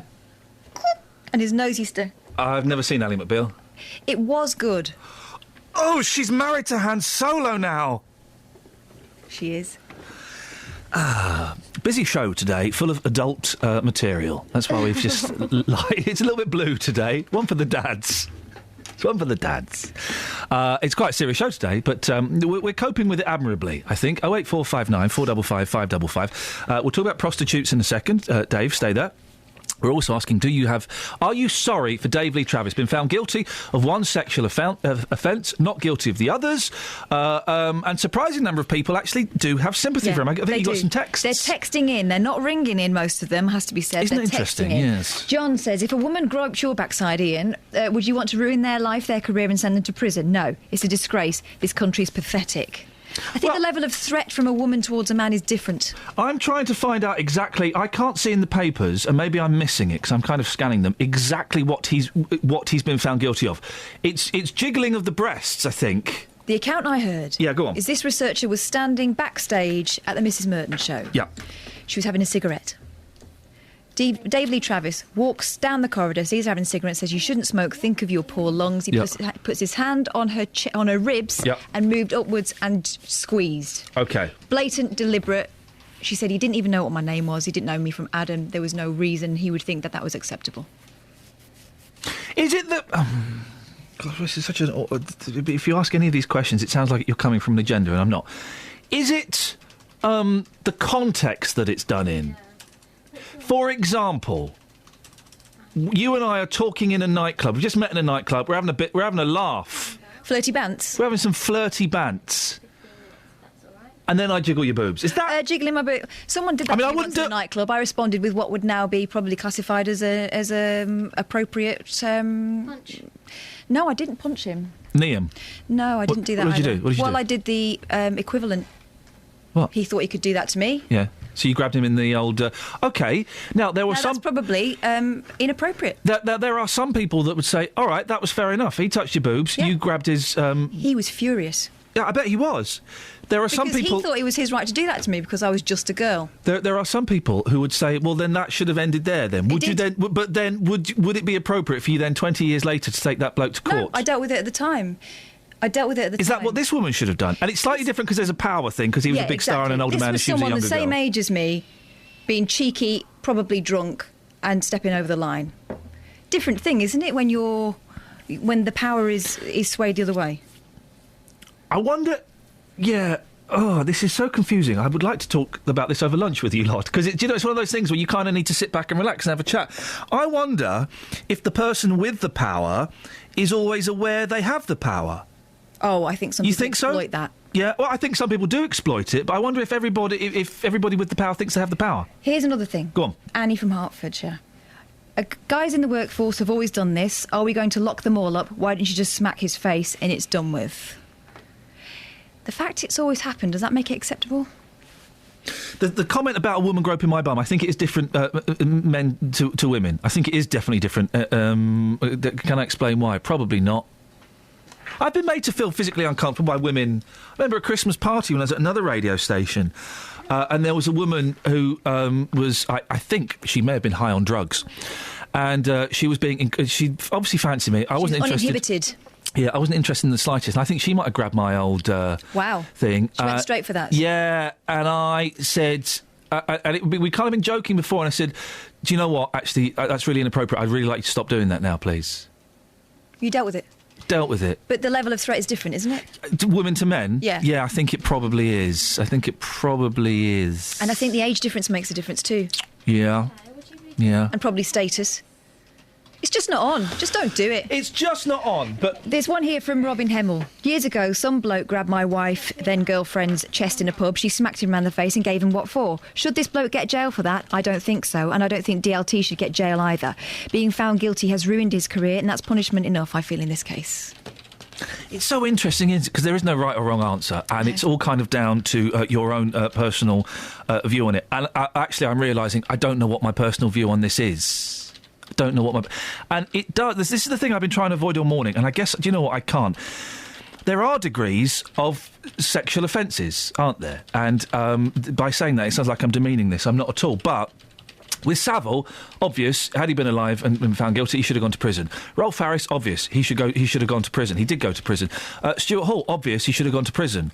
David Lee Travis jiggling a woman's boobs 20 years ago. But we didn't hear the evidence. We didn't hear the impact it's had on the person. And I think the victim's feelings and the impact it's had on their life do come into this as well, and we're not hearing that completely. Here. And again, because people will be hearing what they want to hear, I'm just having this conversation freely because I know that we can all deal with it because we're adults. I'm not in any way detracting from what that victim went through in the slightest. Please don't think I am. Heather's in Aston Clinton. Morning, Heather. Hello, I'm not actually in Aston Clinton. I'm in the same village that DLT lives in. But oh, well, there you go. Gosh. Well, what are your thoughts on this story? Yeah, I do feel sorry for him. I've known him on and off for about 20 years. Yes, and he is a very, he's a very affectionate person. I must admit, the first time I ever met him, there was no one else around, and he said to me, "Hello, Heather, give us a kiss." And I was quite surprised, somebody I'd just met. And yes, he always used to kiss me in front of his wife, and I used to kind of look at her and think, I wonder what she's thinking. But I thought, well, that's just his way. What kind of kiss was he giving? On the lips. Gosh. Yes. So he's always been very affectionate. I hope you don't mind me asking. Open or closed mouth? Closed. OK, because I think it's simple. But a kiss on the lips is still... No, but the funny thing is, the last time I saw him was in July at a local event, and he was very happy, but... He came up and shook my hand. He's changed a bit. He's obviously changed his way. But no, I do feel sorry for these women. I think it's unacceptable to touch people in more intimate areas. And he never... can I ask, is there an age gap? I don't need to know your age. Is there a significant age gap between you and Dave Lee Travis? Well, he's the same age as my partner, actually. So OK. Not really, about 8 years, I think. And he never... OK, because we're kind of talking about, whether age gives authority or not.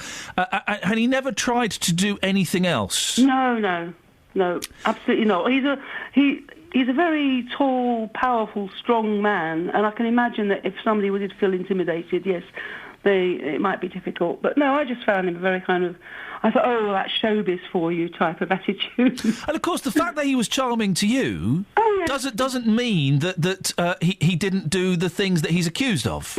No, probably not. I feel sorry for these women as well. I wouldn't like that to happen to me, but I'm just telling you my experience. Yeah. And I do feel sorry for him really because, his professional life has been ruined. I mean, there's no way he probably wanted to give up what he was doing.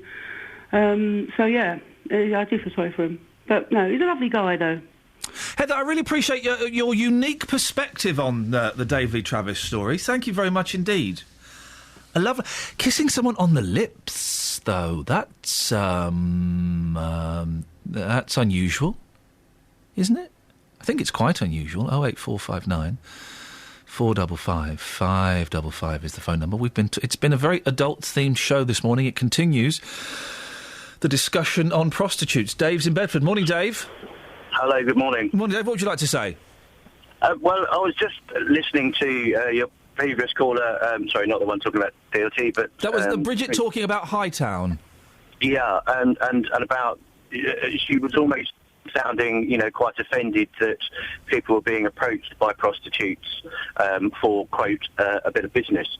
I live in Bedford, and you can't walk through the town without being accosted by a charity worker or somebody doing a survey or somebody trying to sell you gas or someone trying to sell you electricity or breakdown cover. And I don't know about anybody else, but I just think, these people are just doing a job at the end of the day. Although I'm not interested, I tend to just say, no, thank you, and walk on. It's annoying, it's irritating, but, because you've been accosted once and then you get a bit further down the road and somebody else jumps on you and, but particularly some of the charity ones where they're like, come on, you don't want to help children. You say, no, thank you. Well, my answer to that is I hate children. So Dave, you're not really suggesting that being a proposition by a prostitute is the same as a chugger coming up to you? I think it's still being asked, prostitutes are just saying, I've been asked, do you want a bit of business? And, I mean, I have to say, the first time I was asked that in Tavistock Street in Bedford, I was like, what? I don't understand. I was a bit naive. Yeah. But when I realised what she was on about, I'm like, no thanks, and carry on. Just the same as I am. But imagine if that's... Imagine that's 10 o'clock at night, that's in your street, your house is just round the corner. That's not... You can understand why people might be upset by that, can't you? To a degree, but, I mean, not to... I mean, what she was talking about car noise, and people can't hear their television over the car noise. I don't understand that bit at all. You know, I live in a road that has cars driving up and down it all day, and I wouldn't say that I'm struggling with car noise. It's constant. Do you just think that the residents of Hightown need to just suck it up and get on with it? I don't know. I mean, if it's becoming an issue, then it needs to be addressed, doesn't it? But, you know, at the end of the day, some people who go into prostitution, it's the only way they can see to put food on the table, to feed their children, to pay the rent, to keep a roof over their heads, to survive. Dave, I appreciate your thoughts this morning. I've got to move on because of, well, I've got business to do, but thank you very much indeed. 08459 455 555. Travel news for beds, cards and bugs. BBC Three Counties Radio. Taking a look at the M1 heading southbound, 2 lanes are closed at the moment following an accident at junction 11 of Dunstable Road. We are seeing queues back to junction 13 at Bedford at the moment. Having a look at the A1M, very slow on the sensors heading southbound just between junction 4 for Hertford and junction 1 for the M25. The A414, the North Orbital Road heading westbound, still closed between the High Street and London Coney roundabouts. This was following a spillage of diesel on the road earlier on this morning. The M25 heading clockwise is queuing at the moment, just at junction 22 for St Albans. And having a look in North Watford, the A41, the North Western Avenue, that's rather heavy at the Dome roundabout. Taking a look in Boreham Wood, the Barnet bypass heavy on camera between Stirling Corner and Mill Hill Circus. Nicola Richards, BBC Three Counties Radio. Thank you, Nicola. Gosh, that was a surprise.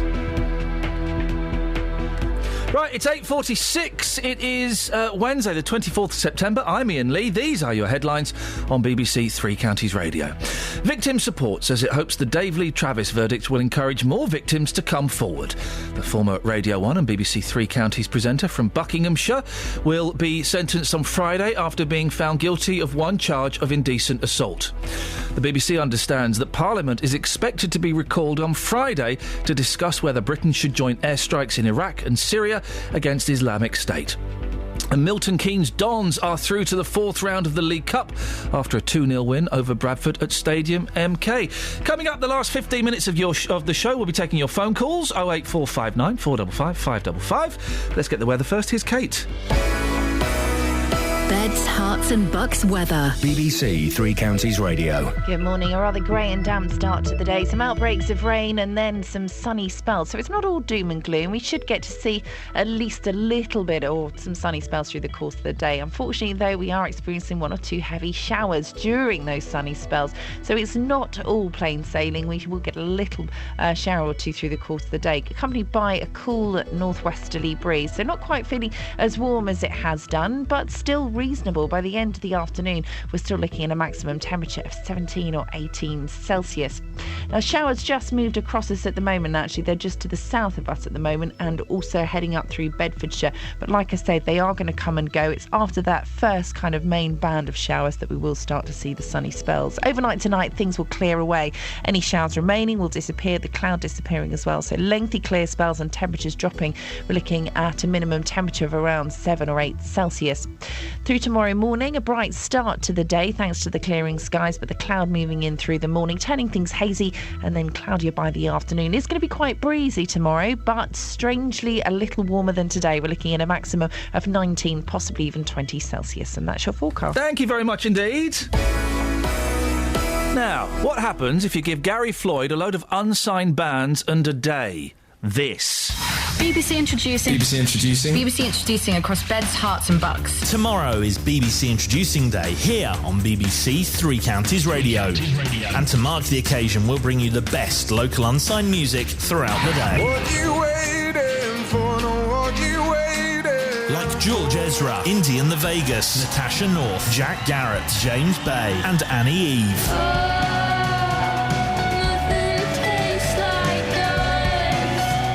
And from 3, Roberto will be live from the Horn in St Albans to celebrate 40 years of this amazing live music venue. Before we lose our minds, have I been holding on too strong? BBC Introducing Day, tomorrow here on BBC Three Counties Radio. And Kelly Betts, how are we celebrating BBC Introducing Day on this show tomorrow? Tomorrow at 8:30 you can hear the Shires live in session. Yeah, I like them. They're Country good. duo. Country duo, I like them. I do. They're coming in to perform live. Now, it's been an adult-themed show today. Why? Well, because we were talking about Hightown, which is an ongoing story that we've been covering here at BBC Three Counties Radio. I think this show kind of owns it. And the problem with prostitution, and also a former member of staff here, Dave Lee Travis, who presented shows here, I think, for about 2.5, 3 years, has been found guilty of sexual offence. We warned you it was going to be an adult show. Not everybody's happy, are they, Catherine? No. We've had a complaint. Yes, from Joyce in Lee Grave, who's put the phone down on me. What did she say? She just said that could we not have a nicer show about nice things that are going on with charity and that we can do better. Can I say, Joyce phones in from time to time complaining about stuff. I'm going to make it very simple. Joyce, your band, don't phone this show. Find another show to phone, please, because I will not have people phoning up, speaking to my team, and then slamming the phone down without giving them a right to reply. So, Joyce, thanks very much for all your contributions in the past. Much appreciated. You won't be getting on the air again. So please don't bother my team, by phoning up and being rude to them. OK, that's that sorted. Brilliant. Have we got any texts before I go to the next call, Catherine? We have, yeah. Billy from Milton Keynes seems to have got the wrong end of the stick, so let's set him straight. OK. So, with regards to DLT, his accuser was outside his dressing room having a fag. No, outside the dressing room. She worked there having a fag. Why? In those days, smoking was accepted. So was she there hoping to meet DLT to catch his eye? No, she was working. Did he rebuff her? No, she was working. I don't think we'll ever know. Billy Milton Keynes, we do know. She was working. We do. The thing is, Bill, we do know. We do know. That's the thing. 08459 455 555 is the telephone number. We're asking, do you feel sorry for Dave Lee Travis? And it's prompted some very interesting and heartfelt calls. We've got Daisy on the line. Daisy, it's not your real name. What would you like to say? Oh, Daisy, are you there? Daisy, where are you there? Sorry, my fat fingers are confusing the faders. Can you hear me? Is it me? Yes, it's you. Oh, I'm now Dave. Fantastic. No, Daisy. Oh, Daisy. Sorry, yeah. That's all right. I know, it's confusing, isn't it? But go on, what would you like to say? Good morning to everyone, by the way. I've had mixed feelings about this because, unfortunately, when I was a young child, I got molested by my grandmother's best friend, husband, and it had a massive impact on me.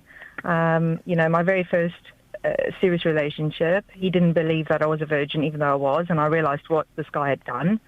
And then I wished when I was a little kid that he would die, and he got electrocuted the next year. Gosh. So I will never have closure on this. I've just got to deal with it and move on with my life. And I'm very fortunate. I'm happily married with a lovely child. I feel empathy for the lady because it's obviously affected her potentially because I don't know the full story. But I rather wish my breasts had been jiggled as opposed to what happened to me. I don't know. I feel quite mixed about it, and it just brought back so many memories. It was probably a very hard conversation for me to bring up, but I can understand why. Like, just a couple of things I wouldn't mind picking up on, Daisy. You said roughly what age did this happen? I was about 8 years old. Okay, 6 years old. And you wished for this chap to die, and he did. Yeah. How did that make you feel as a kid? Because quite often we believe when we're that age that we are responsible for things like that when they happen. No, it affected me then, and it affected me now, because I saw how upset my grandmother and all my family were, about this guy's death, and all I could feel first off was relief. I just thought he's just, did your family know about what he'd done? No. Did they ever know? Have you ever told them? No. Why not? Because there will be some people listening who can't understand why you wouldn't tell your parents about it. I think it would hurt them more that they weren't in control and were able to help me or save me. And it still affects me. Don't get me wrong. I have my own daily battles about it. But why bring that pain to them? I've dealt with it. I've gone on with my life. I've got a lovely husband and a lovely child. Why bring that pain up? It's interesting you say you dealt with it, because then also previously you said that hearing these stories in the news was still quite upsetting, and it stirred up old memories, which would imply that maybe it's still there as a problem somewhere in you. Yeah, but telling my family it's not going to help the situation. How's it going to help me? Well, I tell them that someone they thought they trusted is going to help them. Well, it will still hurt, and it will hurt till the day I die. All I can do is make sure my son is safe. My husband knows. He's one of the few people that do know. So, done deal. So when you hear, do you feel sorry for Davy Travis then? Because what he has been found guilty of, it could be argued, is nowhere near as bad as what happened to you. And yet his career is ruined, his life is ruined, he's skint. Do you feel sorry, any sympathy for him? A slight one, a very small one, because obviously, well, I don't know the case, and I wasn't there, and I haven't followed it because I prefer not to. But jiggling the breast compared to what happened to me and what happens to lots of innocent children around the world. I do have a slight sympathy for him, but if it affected this woman in such a way that a court decided he's guilty, who am I to say differently? Should he go to prison? No. Well, sorry, did I say that aloud? No, you did, though. That's your honest knee-jerk response, which is quite often a good one. You don't think he should go to prison for it? I think he should be, he's been punished, and if he did worse than just jiggling her breast, then definitely. And the poor lady's feelings, if that affected her life for the last 20 years, she had a voice, and it got mentioned, and the jury found her guilty. But I kind of think some people just get off so lightly with more serious offences like what happened to me. And it is 20 years down the line. Yeah. Daisy, I really appreciate your sharing your story with us this morning. Thank you. 08459 455 555. There's something I wasn't expecting to hear this morning, Catherine. Someone saying, I wish that someone had just jiggled my breasts. It's interesting, isn't it? Have we got any texts or anything that we should be mopping up in the last couple of minutes of the show? We have. Let's see. In the 1980s, I worked with someone who thought they could make a grab for my breast when I was in the office on my own. This is from Helen. Fortunately, I had a giant stapler to hand and threatened him with it. Then one of my bosses walked in and saw what was happening and ordered him out of the office. He was sacked and left at the end of the month. So there's a story, because we often hear, it was different back then. The 70s and 80s were a different place. Well, obviously, this boss didn't take it lightly. Do you remember we had, was he a solicitor, a lawyer or something, call up, who told us about kind of Friday afternoons in his firm in the 70s? Something like an accountant. I'm thinking a white-collar worker. Yeah, and the Friday afternoons, they would, sort of 2 o'clock, they'd get the scotch out and they'd invite the secretaries in to sit on their knees. If you've ever seen Mad Men, it's like that. It was that. And he indulged in it. It was a brilliant call. He indulged in it, but felt slightly embarrassed by it. Certainly felt embarrassed now, and said that he felt, slightly uncomfortable with it at the time. But it was kind of an all boys together mentality, wasn't it? Yeah. And the secretary seemed to like it. Seemed to like it, or was scared to like it, or realised that's the way things were. Yeah. It's weird, isn't it? All right, that's it. Thank you very much, Catherine. Have we got anything else, or are we done in there? No, that's it. That'll do us, I think. That'll do us, will it? All right, excellent stuff indeed. So who have we got coming in tomorrow, Kelly Betts, for BBC Introducing Day? I'm very excited. Oh, good. It's a band called The Shires. They're a country duo. It's a bloke and a girl. Yeah. Playing a little bit of country music. They've been in before. They have. And I specially requested them to come back for BBC Introducing Day, because I don't like them. Did. I like them. It's not one of those noisy bands that you get on the BBC Introducing sometimes, where it's hard to follow. No. It's. You don't always get noisy bands on. No, not always. It's not all bum bum bum. I'm a big fan of BBC Introducing now. I listened to it once. Thank you. You're welcome. It was very, very exciting. Are you going to listen this Saturday? Say yes. Well, it's okay. There's a listen again. It's fine. You can always go back and hear it. Hey, I'm presenting it soon. On the 11th of October. Hey, that is exciting. Just one day. Could you make me a coffee, please? When do you want it? You can do it right now, please. Travel news for beds, cards and bucks. BBC Three Counties Radio. 2 lanes are closed at the moment on the M1 heading southbound due to an accident that's happened just at junction 11 for Dunstable Road. The A1M looking very heavy on the sensors this morning between junction 8 at Stevenage and junction 6 for Welland. Taking a look at the A414, the North Orbital Road is closed between the High Street and London Coney roundabouts. That's following a spillage of diesel on the road there. In Boreham Wood, it's queuing on the Barnet bypass on camera between Stirling Corner and Mill Hill Circus. And taking look at the M25 heading anti-clockwise, rather heavy moving between junction 18 at Chorleywood and junction 16 for the M40. Nicola Richards, BBC Three Counties Radio. Nicola, thank you very much indeed. Thank you everyone who called. Some excellent calls. Well, thank you nearly everyone who called. Some excellent calls this morning. If you don't like what the show's about, then you can always, switch it off or listen to Heart. It'll be something different tomorrow. JVS is up next. Ta-ta. Local and vocal across beds, hearts and bucks. This is BBC Three Counties Radio. Thank you, Iain. Good morning. Welcome to the JVS show. I'm Jonathan Vernon Smith. It's Wednesday. It's 9 o'clock. And on today's Big Phone-In, how do you think Dave Lee Travis should be punished? Former Radio 1 and